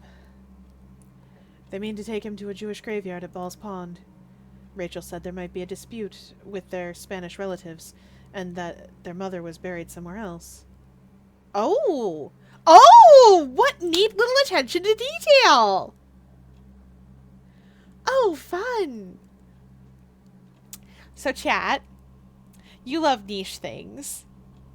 I know Val's not here to love niche things right now, but you love niche things and little bits and pieces like that, right? So, David and Rachel are presumably some flavor of Ashkenazi, whereas Spanish relatives suggest that they have relatives who are Sephardic. Those are two different types. Those are two different types of Jewish practices. There's not a ton of difference between them exactly, unless you want to get into the really nitty-gritty little details. There's some little itty-bitty things, like, especially if you're preparing meat, you have to make sure that the animals are treated correctly, each according to his own tradition. But, and of course, Sephardic temples tend to be more Middle Eastern inspired in their decor and their construction. Whereas if you're in temple for an Ashkenazi, um, if you're in that synagogue, you're probably going to see something that looks much more like a cathedral. But that's just because they're influenced by the places where they are. I think Sephardic synagogues look really cool. I think they both look really cool, to be fair.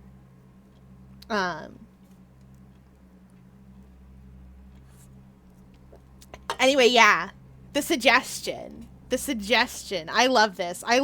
They either did a really good job doing their research, which I presume, or they lucked into this. And I'm pretty sure it's just that they did an excellent job doing their research, because they do a really good job with their research for Fallen London, generally speaking. But she did not think it would change the outcome. Where are you taking Archie? Where are you taking Archie? Newgate Prison was destroyed in the fall. For the time being, prisoners are held on the HMS Ungulate. Not in New Newgate? Sounds like a very insalubrious environment. Cold, damp, infested with vermin. Breathe in the vapors of the Thames. Might not be good for the health of the prisoners. You're not talking your way out that way. Nah, I mean, if you don't mind, before we set out, I'd like to collect a few doses of this and that. Things that might help to settle bad lungs and prolonged coughs. You're asking whether, before we go, you can be allowed to rearrange your collection of drugs, and bring some of those drugs with you. But that isn't quite how I'd phrased it. When you stand accused of murdering a man through the use of potent toxins. Oh. For the sake of your future guards and cellmates, I think I must refuse.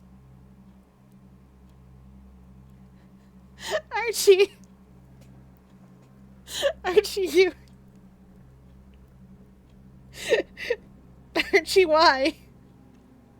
So, I need you all to know that I have an OC. You guys have heard me yap about Callahan before.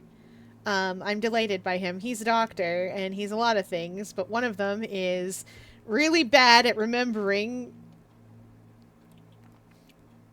how to interact with people when there's doctoring to do. 100% if he was being arrested for poisoning someone, which he would not do. But if he were, he would immediately be like, oh no, those poor people in prison, I should bring medicine for them. This exact same conversation could so easily play out. And I love that for him.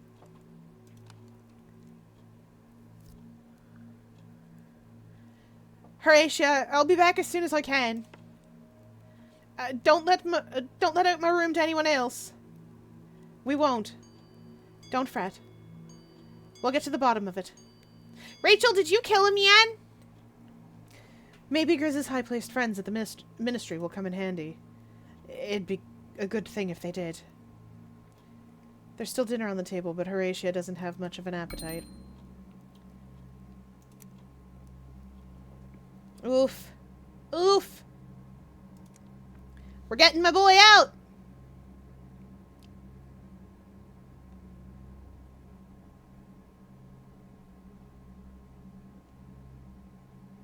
Okay, we're going to visit Archie. First things first. And we'll see about a den of rubbery creatures.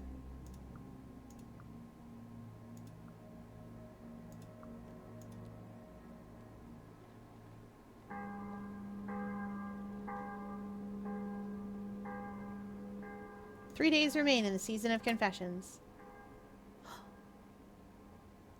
For a moment after waking, I forget what happened last night. Then it comes back to me, the sight of Archie being taken away.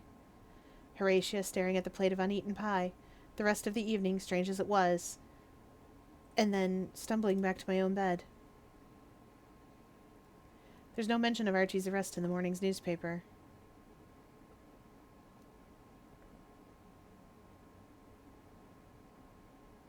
Ooh, do I want to focus on saving Archie, never mind who did it, or do I want to find out who truly did it? I want to save my man. There's a lot of people in town, and they have a variety of interests. If I start looking into the matter now, I can probably find someone to help me. In fact, anyone I approach is likely to have their own solution.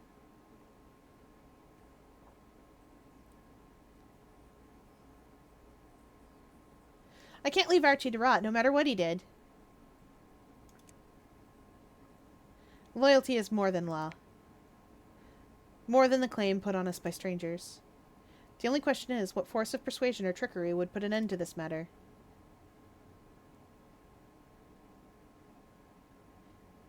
Oh, okay. So do we want to deal with devils? Do we want to sort of ingratiate ourselves to Mr. Pages and be like, hey, can you get my buddy out? Or are we just going to prison break him? I feel like I don't want to prison break this man. I want to get him out legitimately. I'm not being an intimate of devils here, too. We're going with the government. Perhaps there's a way through Grizz or the ministry to prevent the trial or intervene on behalf of Archie.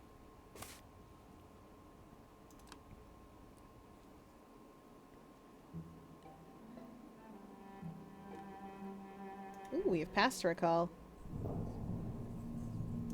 Jumbled grab bag.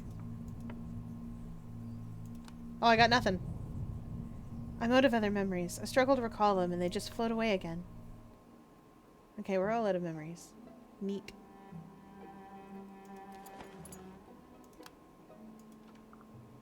Okay.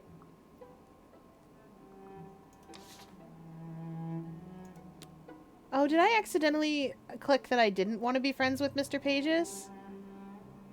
Ah, dang it.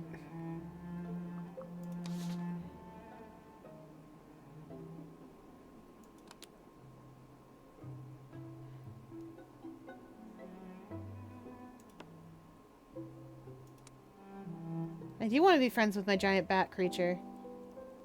Nice badge.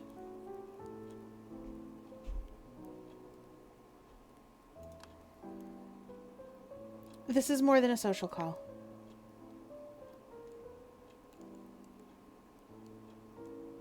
Ooh. Engage her help by being open about my own feelings. You know, with Archie on that ship, I can't think straight. I know. Please believe me when I say I've given it a great deal of... Oh! You've thought of something? Her Majesty could issue a pardon, but she hasn't been seen since the fall. I don't think we'd be allowed in. If Parliament were still sitting, perhaps they could pass a private act that would address Archie's case? The building is broken and the parliamentarian's gone, but perhaps there's something to see. I did try asking Harjeet. He said he wouldn't take me, because it was difficult and it would take a long time. I don't suppose you could find the way. Agree out of friendliness. Of course I will. I know the way to sunken Parliament. Thank you. You're a good egg. At least, that's what my former fiancé used to say. Griselda, you're a good egg. No one speaks for a moment. I don't have feelings for her. Goodbye. You're not unpleasant company. If you wanted to speak from time to time. To pay a morning call, for instance. I realize how foolish that sounds, but we could sit together in the parlor when it's not in use. It is a different atmosphere from meeting at the ministry.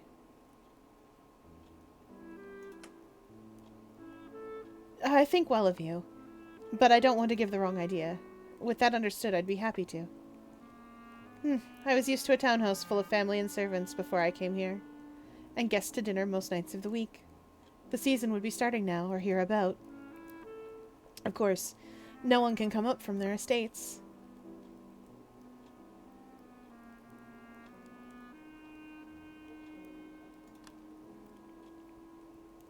It'd be my pleasure.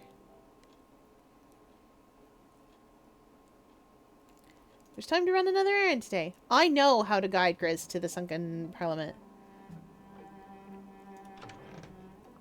It's a matter of if it'll let me. Yes!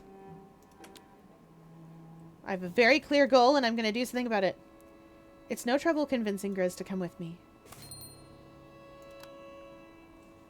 We set out together. The journey is not short. Once or twice, I think I've forgotten the way. But I have recited the landmarks and the turnings to myself until I could hardly forget them. Grizz raises her eyebrows when I make her walk 3 times around the statue of Alfred the Great. But it is the last part of the passage that is the most difficult. There's a small ferry that makes runs from the shore to the waterlogged ruins.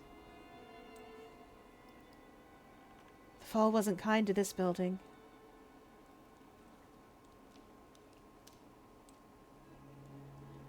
Suggest it was bad luck. Suggest the masters wanted it to be damaged. Suggest it suits the Neath. Perhaps the masters wanted it damaged. I've been feeling I should visit. As if it could give me something. As if I could get the spirits of my ancestors to speak to me. It's not just my uncle, you know. I've had family in these houses for generations. A very political family, ours. Were you close to your uncle? What he wanted from me was an advantageous marriage. But he didn't shoo me from the room when he spoke about politics. His best speeches were great thundering things about the incompetence all around him. I made notes of what not to do. Ah! What was that?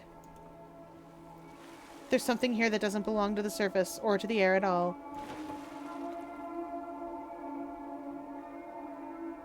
Oh, it's drownies! Oh boy, we love drownies.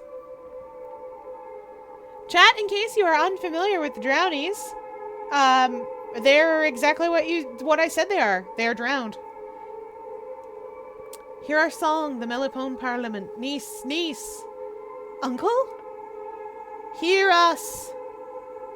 You hear that, don't you? It's not just me.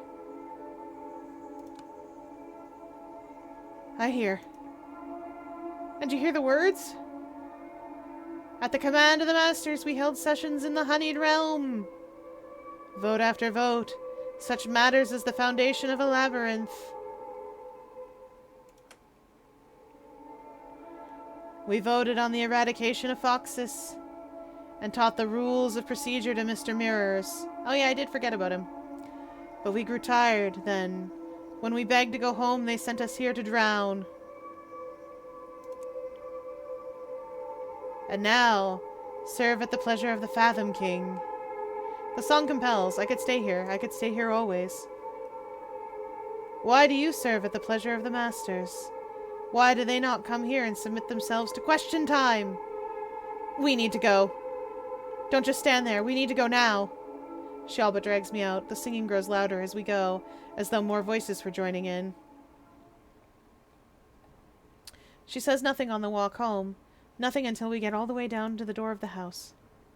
Don't tell anyone about that for now, if you don't mind. I don't want to answer questions.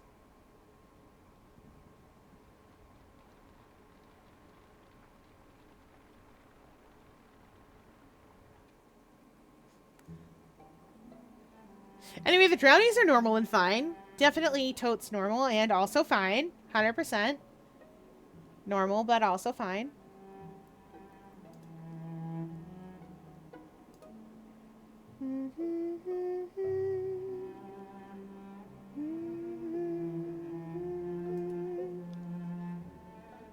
Anyways, I think it's probably dinner time. That was a lot. Wish we could do more than 2 things in a day. Feels wrong not having Archie at his seat. We'll have him home again soon. It's not as simple a matter as I'd hoped, but we'll get to it. Best we eat and not dwell on it. We need our strength if we're to do anything. The vicar's got a new spring in his step. His sermon today was calling for practical action. Said something about faith alone not being enough. I'm no learned doctor of the church, but I feel we had a reformation over this very issue.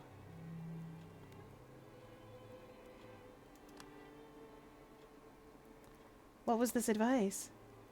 He sermonized on love thy neighbor. Now before you say anything, I know it's not original, but he'd drawn up schedules, a task for every parishioner. Work. There was a fire in his belly I'd not seen before. His preaching was very red-faced.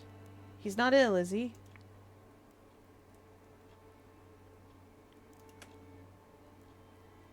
I could click in on St. Albans. That'd be a kindness. I hope he isn't ill.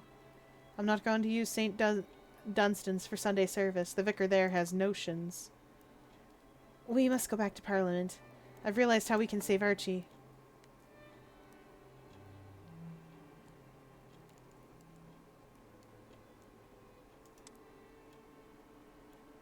If there's a way to save him, count me in. The air is warmer for just a moment, briefly comforting. The current parliament has been drowned. I've made inquiries at the ministry and learned a great deal about the condition of drowned persons. We will require a singer with a strong voice, one who can provide a match and counterpoint to theirs.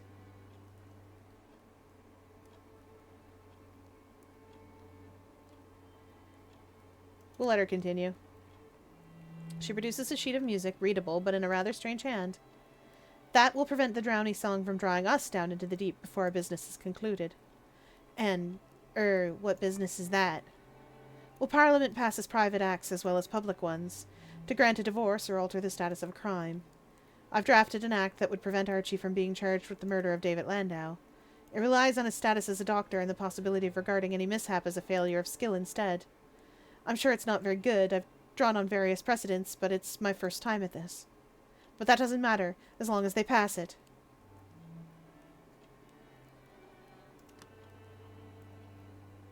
Best to oppose the law with the law.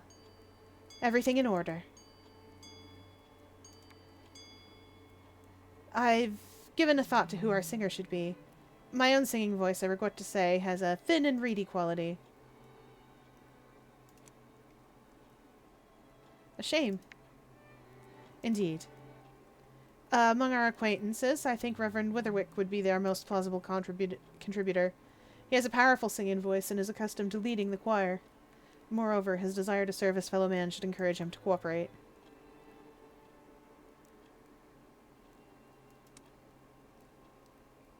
Were you thinking I'd tell him about the risk of death? Or were we going to let him find that out by surprise? I'll leave that as a matter for your conscience. The man has a right to know what you're asking of him. Perhaps. But we're weighing Archie's very likely death against Reverend Witherwick's unlikely one. Besides, it's better for someone to die by misadventure than to die by injustice. Yeah, that's true. Perhaps you're right. When you've engaged the Reverend's cooperation, you'll then lead him to me back at the Parliamentary building.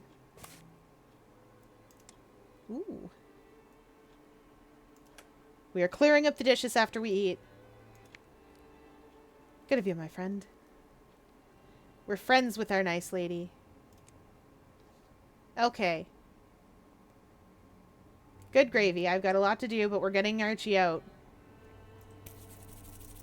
We're gonna get Archie out at once so I can show him the story I wrote.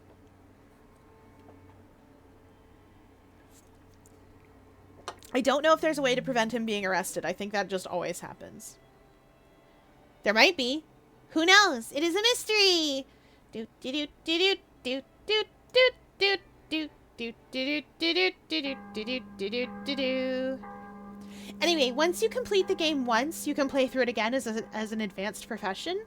And I'm very excited to play through again as advanced professions. Oh boy. I want very badly to be an arcane scholar. I don't know why, I just need to. Another morning, another newspaper. The headlines today read...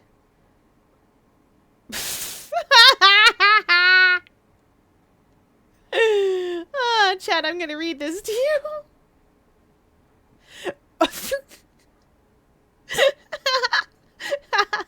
Can I read this to you? Yes, definitely I can. Orgiastic parties of legendary Viscountess threaten virtue, reputation of ordinary citizens. If I'm not too occupied otherwise, I can ask people if they need stuff. But I need other things right now. I don't need side quests. I need to save Archie. We're gonna get married someday. I don't think there's any past for me to recall currently. Let's just double check. Nope, nothing. It doesn't cost anything to remember the past, though, so... Yeah, okay, that's fine. Wait. I want to put a funny hat on.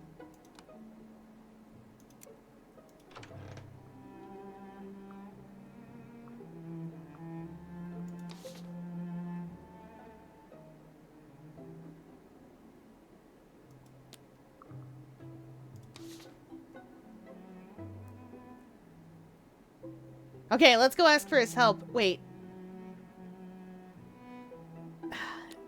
I should probably get a cute hat. I know what you're thinking. Chat, why are you thinking about... Fier, why are you thinking about a cute hat when you need to save him? Well, I need a cute hat.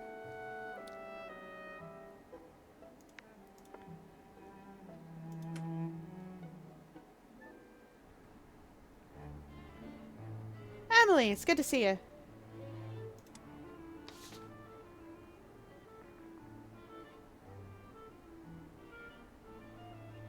Respectable and ladylike. Never. Trimmed with mushrooms rather than flowers. The style of the moment. I will offer a fair price. I'll give you 2 pennies for that lady's straw hat. That's a fair price.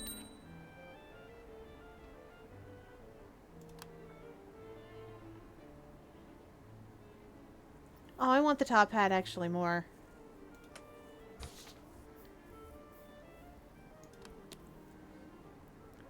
An exceptionally of-the-mode piece, trimmed with mushrooms as style currently demands. A fair price.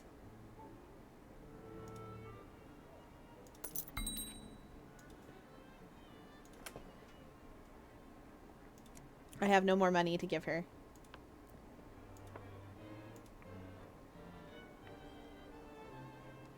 My opinion is unchanged.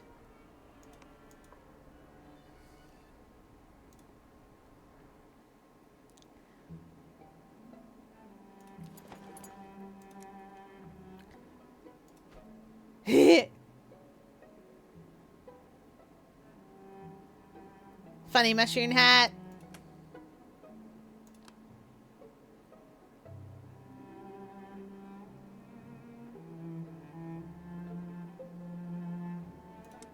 Yes, funny mushroom hat. This is what we shall wear. Okay, Theo, we gotta placate some drownies. We got some boys. Satisfied with this? I find Theophilus hammering some scaffolding against the church walls.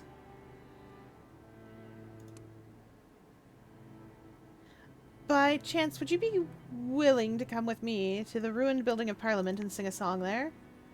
For some liturgical purpose. I'm not sure which collects and hymns would best suit the place. A prayer for members of government seems unsuitable, considering that they no longer govern. As it is inundated, perhaps a prayer for those who travel at sea? No, we had in mind a different tune.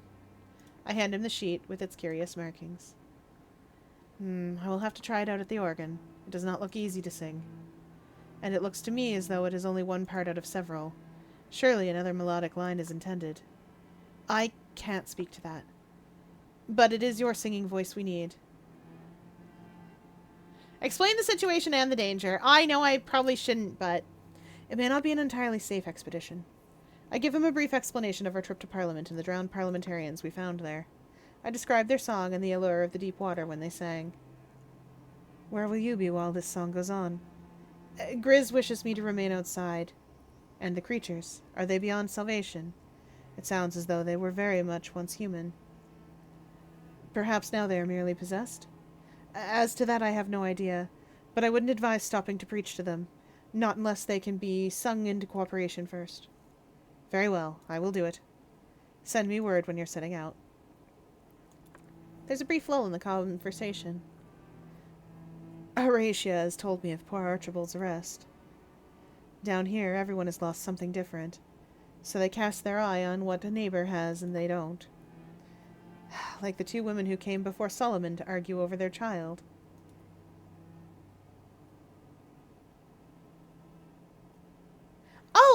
Oh, I know that story! For those of you that might not know, the story goes thus. Solomon's vibing, doing kingly king stuff. Solomon's just chilling, hearing the problems of his people as kings would do at court. And these 2 ladies come in. Both mothers. One has a dead baby, and the other one has a live baby, and one of those mothers accuses the other.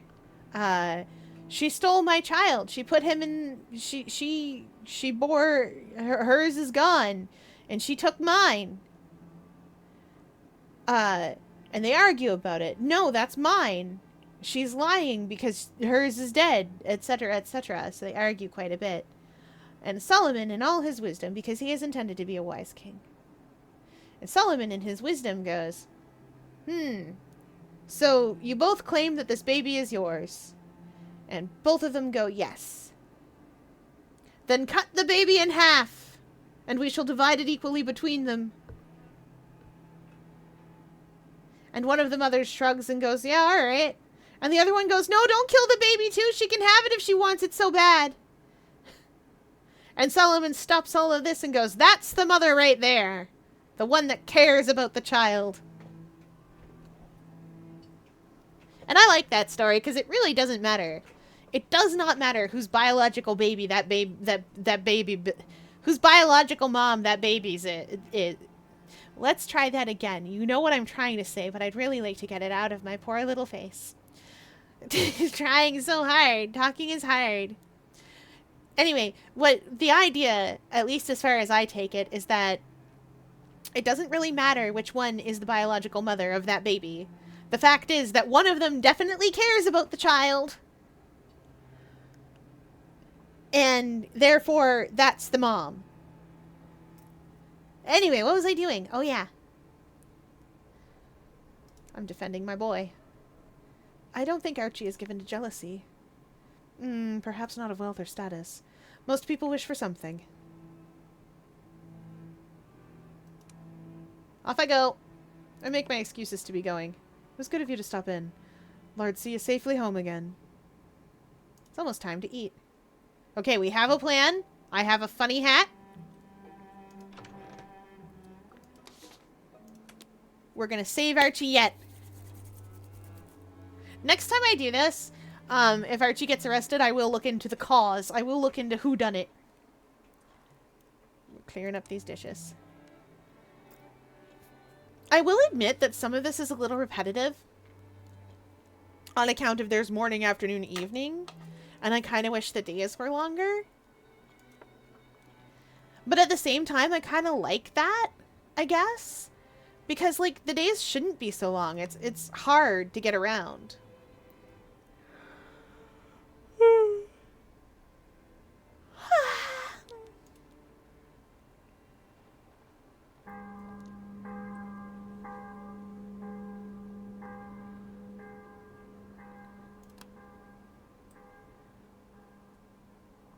Another morning, another newspaper. Grizz bought one, and the headlines read, Missing baby found in vast basement spiderweb. Masters urge calm.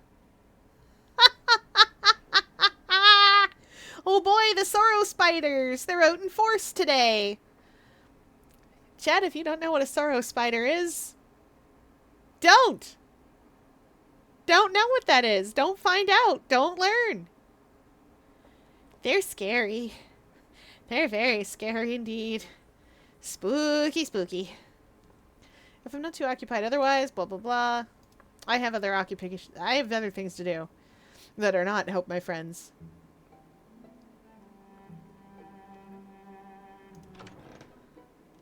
To Parliament!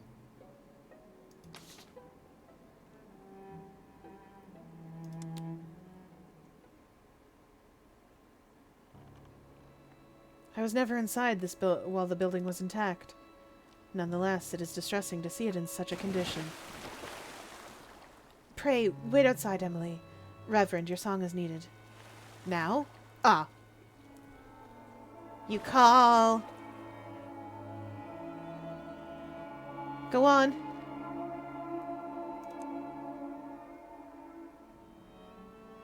So I retire to await them both from the shore. As I leave the building and push away in my little rowboat, I can hear Theophilus gamely beginning his tune.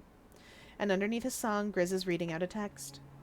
But the words are both are muddled and increasingly distant. A long time passes. Surely there is nothing to fear. I fix my eyes on the wandering stars that crawl across the Neath roof.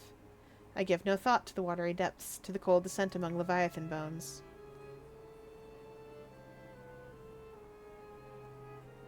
Grizz told me to wait. Finally, two figures climb out of the mouth of the building. They are both breathing as though they have been in a race. Grizz waves her arms at me. Yes, I did it! Maybe I could have gone back in and been, like, all eaten by drownies or whatever, but I did it! I did not do that! Also, side note, chat. Go in the wet. The wet's great. No taxes in the wet. Put human in ocean mouth. Ocean mouth is safe for human.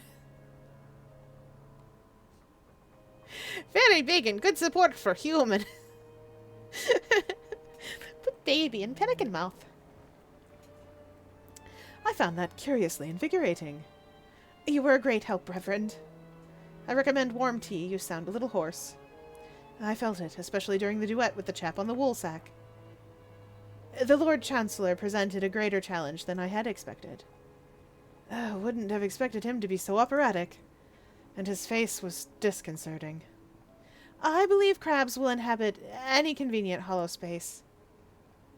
Would one call an eye socket convenient, milady? Well, it was hollow, was it not? Confirm that they did what they meant to do. Congratulate them.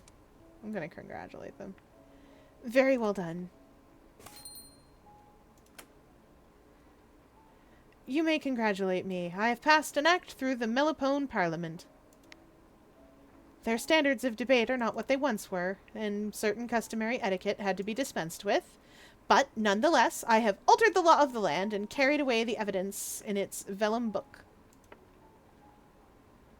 I can just manage another errand today. I'm gonna go see Archie.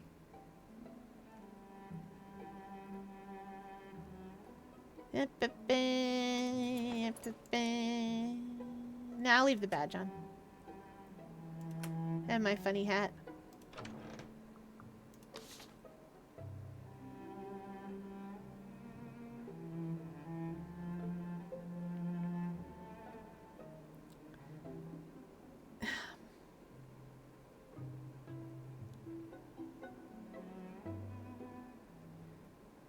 I just want to talk to him and see that he's okay.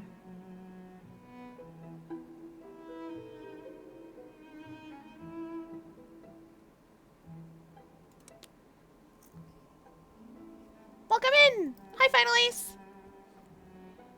Wearing any kind of insignia other than a flower on my lapel makes it look like I've come on official business, even though I'm just here to offer help. Perhaps it won't matter. Just like this, I shouldn't go anywhere near the prison hulk without Harjeet. I'm a walking advertisement to robbers.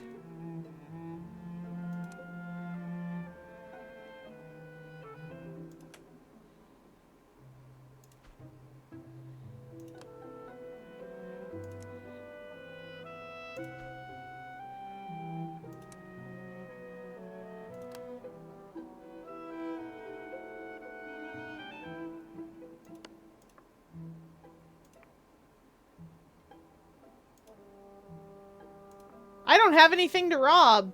Maybe some other time. Alright, we'll leave the prison hulk alone.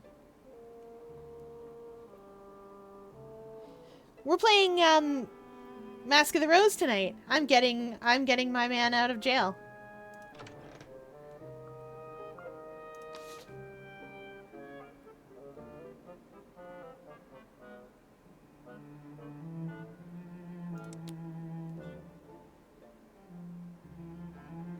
I'm gonna change my clothes again.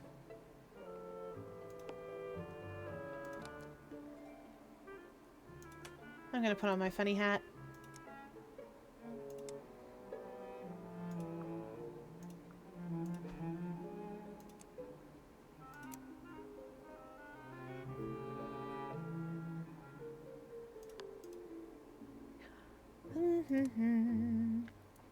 It's a very text-heavy game, and I can't always get people their right accents, but I try.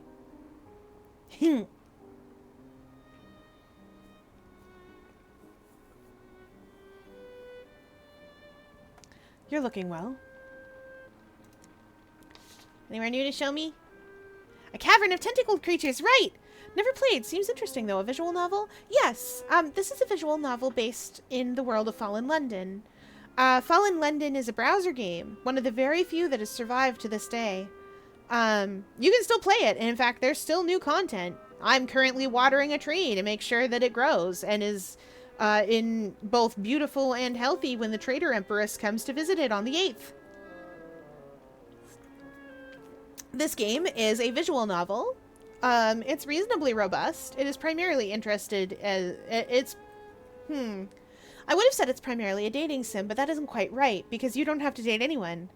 At the beginning of the game, you can pick what you want, whether you want romance or physical attraction or neither or both or whatever, or just all platonic relationships. It's neat. This takes place in a very brief overview of Fallen London is like this. London used to not be underground. Then something terrible happened called the Fall, and London is now underground. It's weird down here. The masters, who are definitely not bat alien monsters, dressed in effectively bed sheets. Definitely not that thing I said. Totes. More or less control the entire city. If you've ever seen Dark City, you have a pretty good idea of what's happening here. It's not really the same. This is 1860s London. Although in the browser game it is 1899-4. Because the Trader Empress doesn't want the century to click over. And I will say, too, that the game tries very hard to be quite inclusive, or as inclusive as it can be, where it takes place in, you know, the Victorian era. Which wasn't inclusive to anybody. But they do a good job of it. Do you know how to get to the Cavern of Tentacled Creatures? I believe I know what you mean. This is on PC. I don't know if there is a console port of this. Probably there is. I didn't check.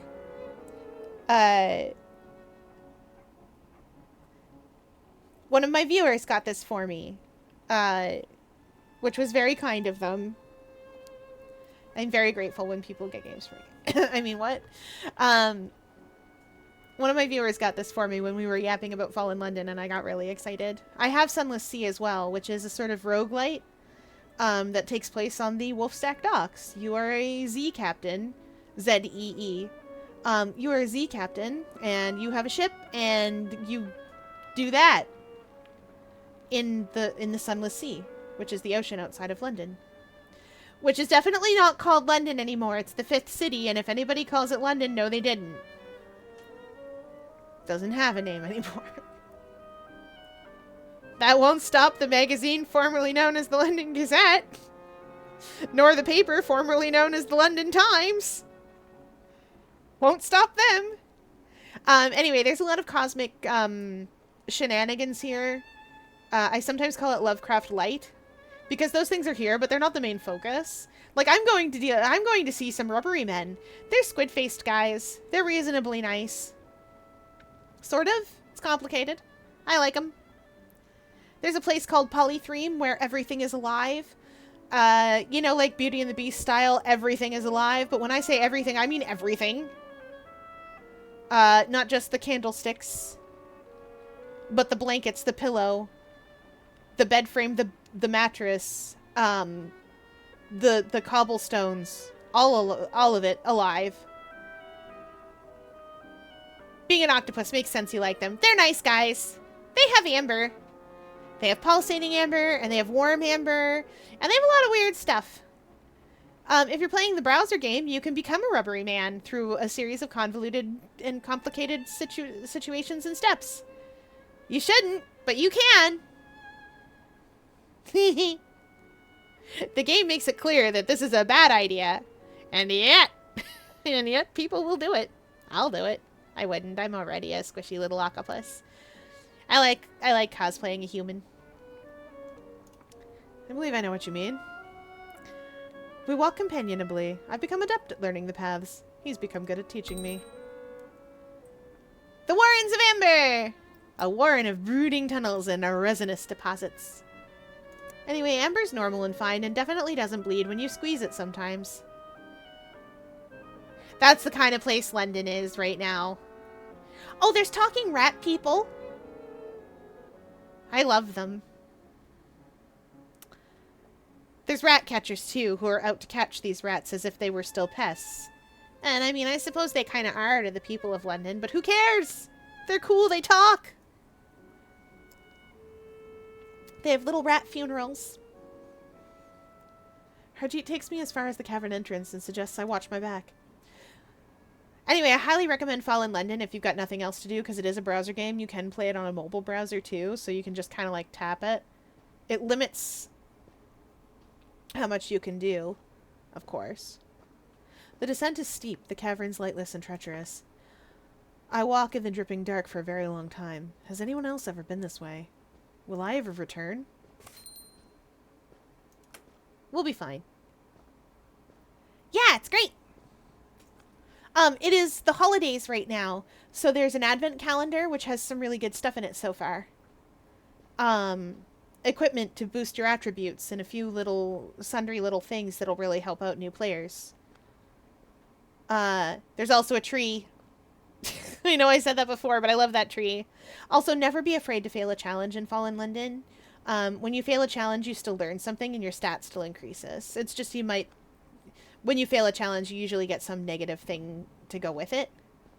So there's 4 main stats. Dangerous, watchful, shadowy, and persuasive. If you fail a dangerous challenge, usually you just get hurt. You get wounds, which you can go to a doctor and be like, hey, here's some money, fix me up.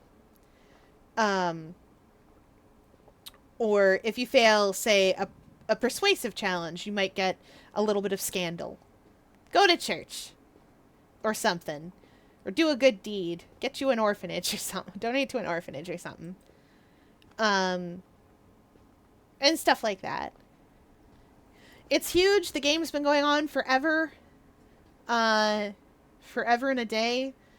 Since Facebook was relevant. It's been that long. Anyway, there's a bunch of different games based in the world. This is one of them. Sunless Sea is another one. Then there's Sunless Skies, which is the train game where you have trains in the sky, which is fun. Until at last, a light. Sky, quote unquote. There isn't really a sky. There's a cavern roof. What are you doing down here? Crashing about in the dark like an escaped sorrow spider. My friend and I heard you from miles below. The sound was vexing him. And, more importantly, vexing me. Are you from around these parts? I'm non-native to the caves, if that is your question. I can also assure you I do not come from your fetid city. Though I have learned your ungainly language. That's very polite of her because she comes from the Eurasian steppes. She comes from the Khanate. The Great Khanate was, and its big ol' city was the 4th city to come down here. London came crashing down on top of it. Nor did I sprout from the flowers like a hero of old. I've been here a very long time.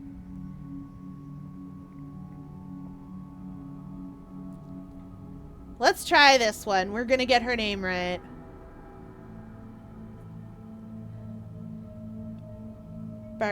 Barquijin. Yeah. My name is Barquijin. I used to be a person of some consequence. My city predates yours, though it is now gone. Aw, I'm sorry you have to go to work. I would say have fun, but it's work. Do your best. I will have a good stream. We're doing spooky stuff now. Yours fell on it, but I do not hold it against you. The 4th city had already gone to the dogs, and worse.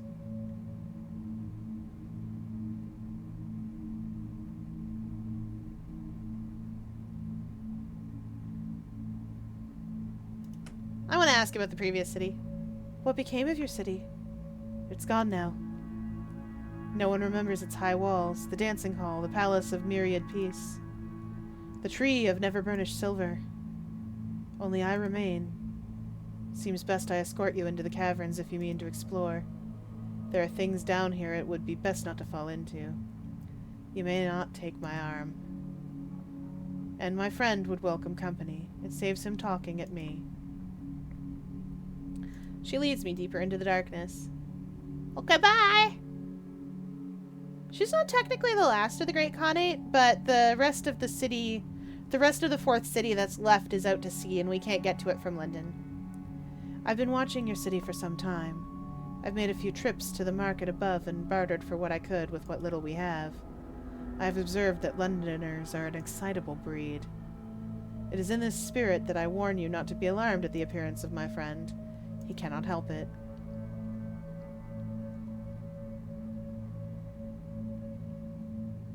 Express a fond hope that this friend possesses good manners at the very least. As long as he knows how to handle his cutlery.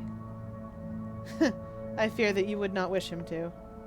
His table etiquette is unconventional, to put it politely.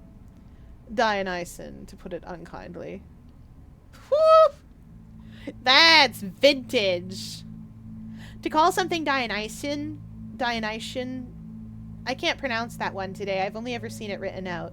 But it's based on the god Dionysus, which you guys are probably familiar with. Dionysus or Bacchus. Actually, you guys are probably more familiar with Dionysus because of the popularity of Hades. Oh, thank goodness. Dionysus is the god of pleasure, but also the god of madness. He's the god of parties and wine and going insane.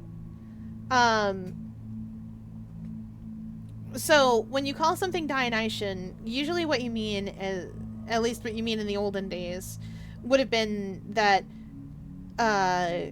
it's certainly excitable, passionate even, but it's not something you want to see. They usually mean some flavor of wild, slightly insane. It's best you do not fix too many of your city's notions upon him. You will only be disappointed. His people are from far away, or long ago. They emerged centuries ago from these caves. I do not know how deep their roots run. They do not resemble us. They do not think like us. They do not act like us. But they do not mean to harm us. It is not far now. It's true, rubbery men don't mean to hurt anybody. She leads me through dark and twisting caverns for a very long time. It feels like days.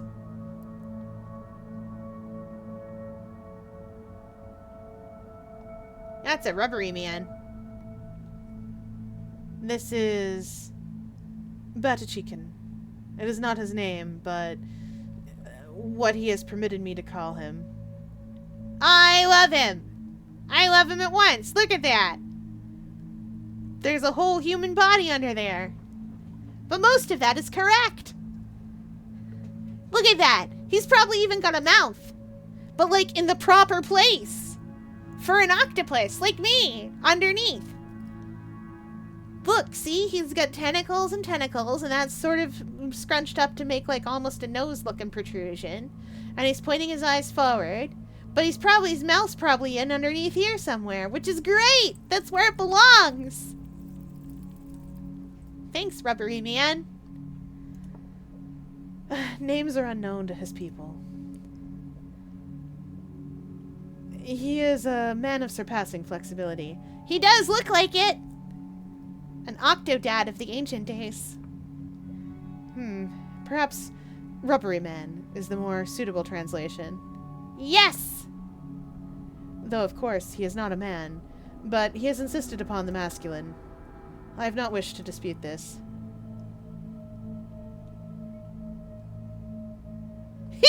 You suggest that must come in handy. I bet it does. I wonder what that clothing tastes like. He knows what that clothing tastes like because he's got tentacles all over it. I hope it doesn't taste bad.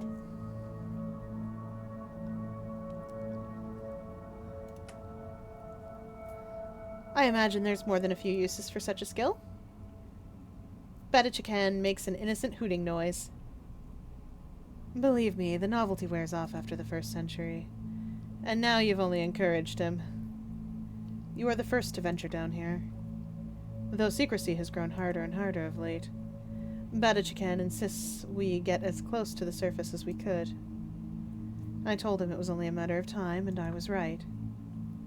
Betachican makes a series of plangent honks. Grumpy.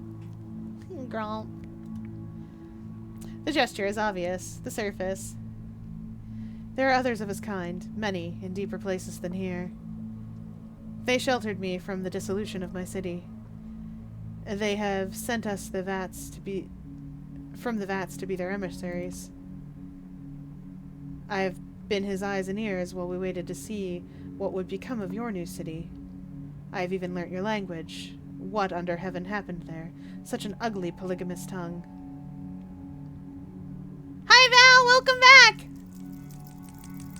Archie's in jail. We're getting him out. It's fine. Currently, we're talking to the rubbery man. And Barkagine here is complaining about the fact that English sucks. And she's right. This is a rubbery man. Isn't he fancy? Look at him. He's huge. Look at his tentacles. There's so many tentacles. London should let me romance the rubbery man. He's so big. Look at him. He's huge. He's huge, and I bet he could provide many things.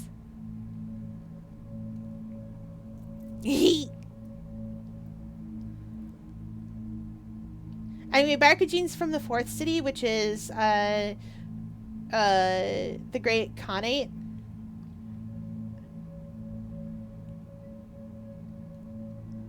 I forget the name of the actual city again. Once again.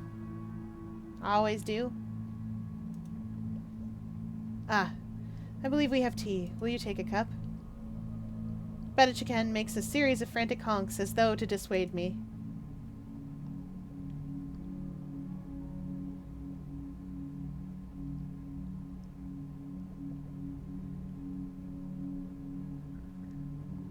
I don't think I want to take a cup of this tea.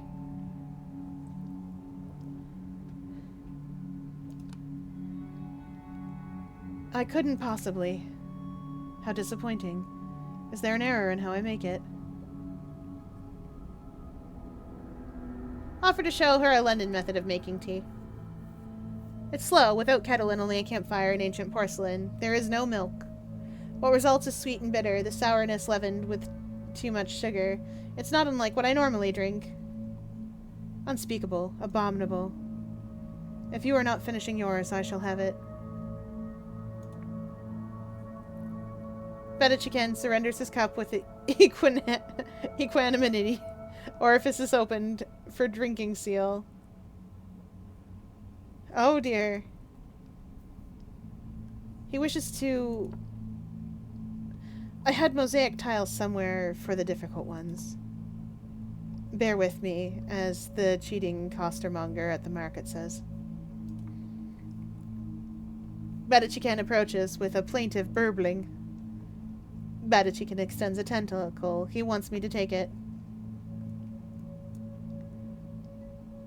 Give the tentacle a polite... Oh, I think we can romance the rubbery man. No. No. No, no, no. Not on this. I give it a firm shake. Oh.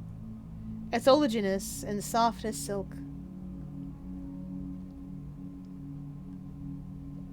Yeah, that's probably close. It might be oleaginous, but I think it's oleaginous. Betachican makes a pleased honk. Honk! I have it. That noise means a recumbrance is desired, but not... Oh. I see that I am superfluous. That shall be my epithet. Superfluous Barkagine. Barkagine is still for a moment, then she rolls her eyes. Very well, I do recall this one. I accept the apology. Betachiken makes a plangent noise like a duck being deflated. I think this indicates contentment. This is followed by a series of trilling... Oh, wow, ululations. No, I would not ask that on a first visit. She glances at me. Perhaps if our new friend were to come again, they might indicate, by so doing, that they are willing to entertain a request of such viscosity. My business is done. They watch me depart. I sense they wish I had stayed, but were too cautious to ask. Perhaps they might welcome another visit in the future. I'm gonna come visit them in the future! It's a long and treacherous road back through the caves. We're gonna talk to more rubbery men!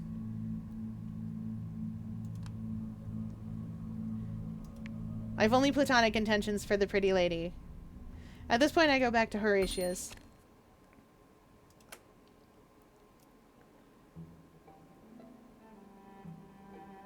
Yay! I think all that's left to do is have supper. And it is! Let's go see how we're doing.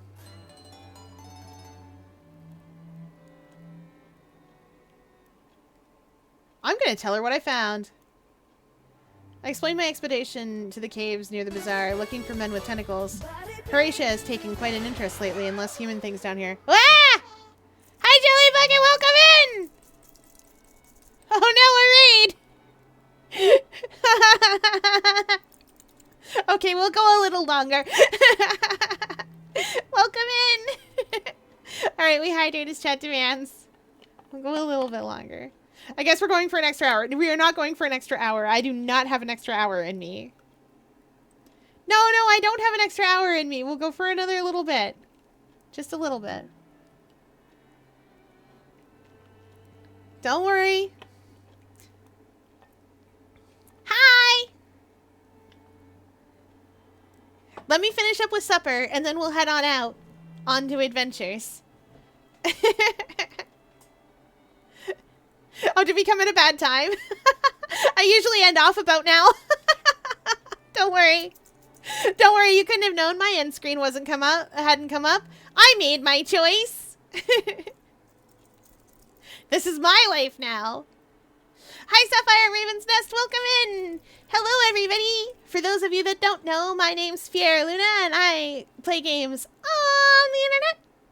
If you're new here, thanks for stopping by. And if you've been here before, welcome back. Today we're playing not Fallen London. We're playing Mask of the Rose, which is set in the same universe as Fallen London, which is a browser game. And Sunless Sea, which is a fun little game that I like. And Sunless Skies too, but I haven't played Sunless Skies. It's London, but is under the ground right now.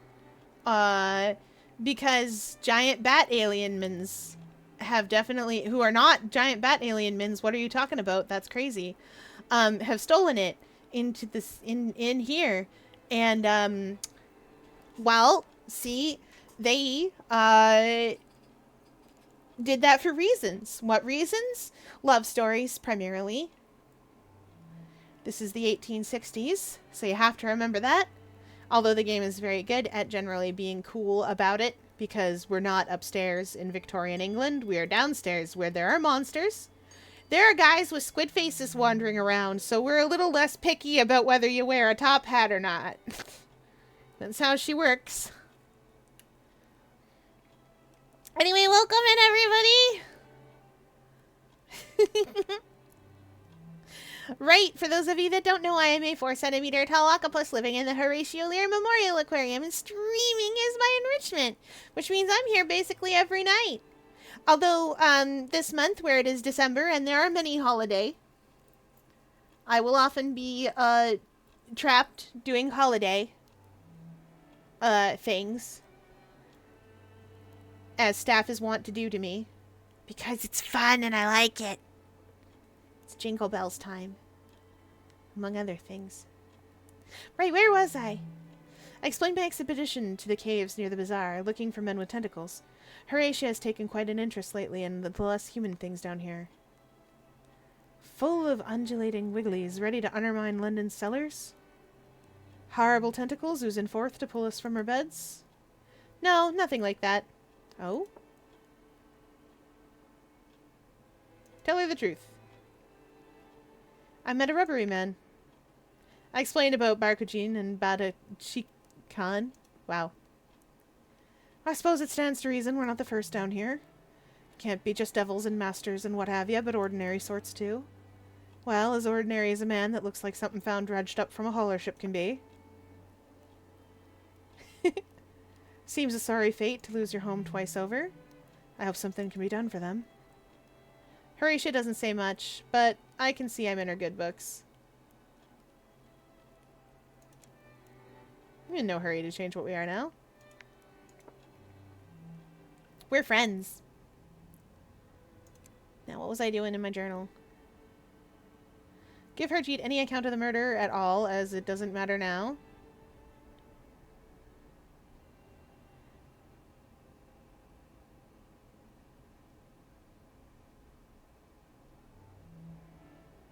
Hooray for friends! Yes, this game lets you be friends with basically everybody.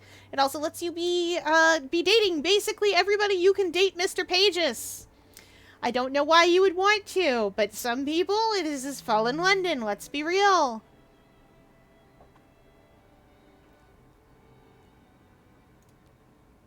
Alright, should be saving. Nice, it did. It's the end of Confessions. That's the season it is. Oh, oopsie doodle, I didn't mean to... Okay, there we go. Alright, now I do normally end off on this, so it is double raid time all the way across the sky! Oh, for crying out loud, let me out of here. Bop, bop, there we go. Game's fun, I am enjoying it. It feels a bit simple, but I just haven't gotten very far with it. Raid train, choo-choo, all aboard! Where are we going? It is a mystery. It is a mystery.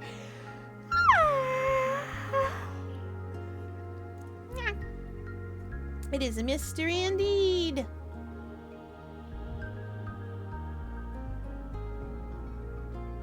Ba, ba, ba. I'm gonna go see Beat.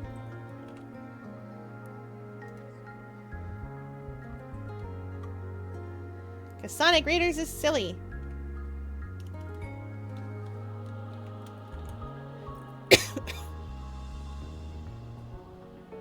Alright, that is it for tonight. I will see you all tomorrow. Thanks for playing along with me, everybody. I forgot to put my raid message command because Val usually does that for me.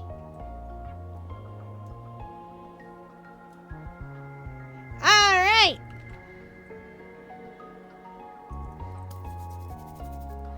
Off we go. It is adventure time. Bum, bum, bum.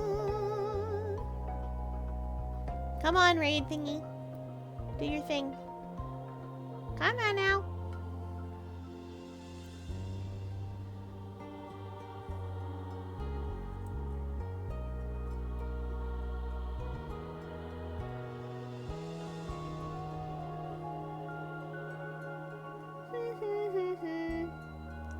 I pressed the button at the wrong time.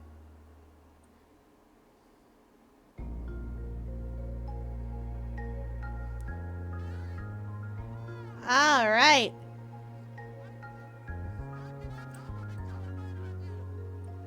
All right, that is it for tonight, everybody. I will see you all tomorrow. Thanks for playing along with me.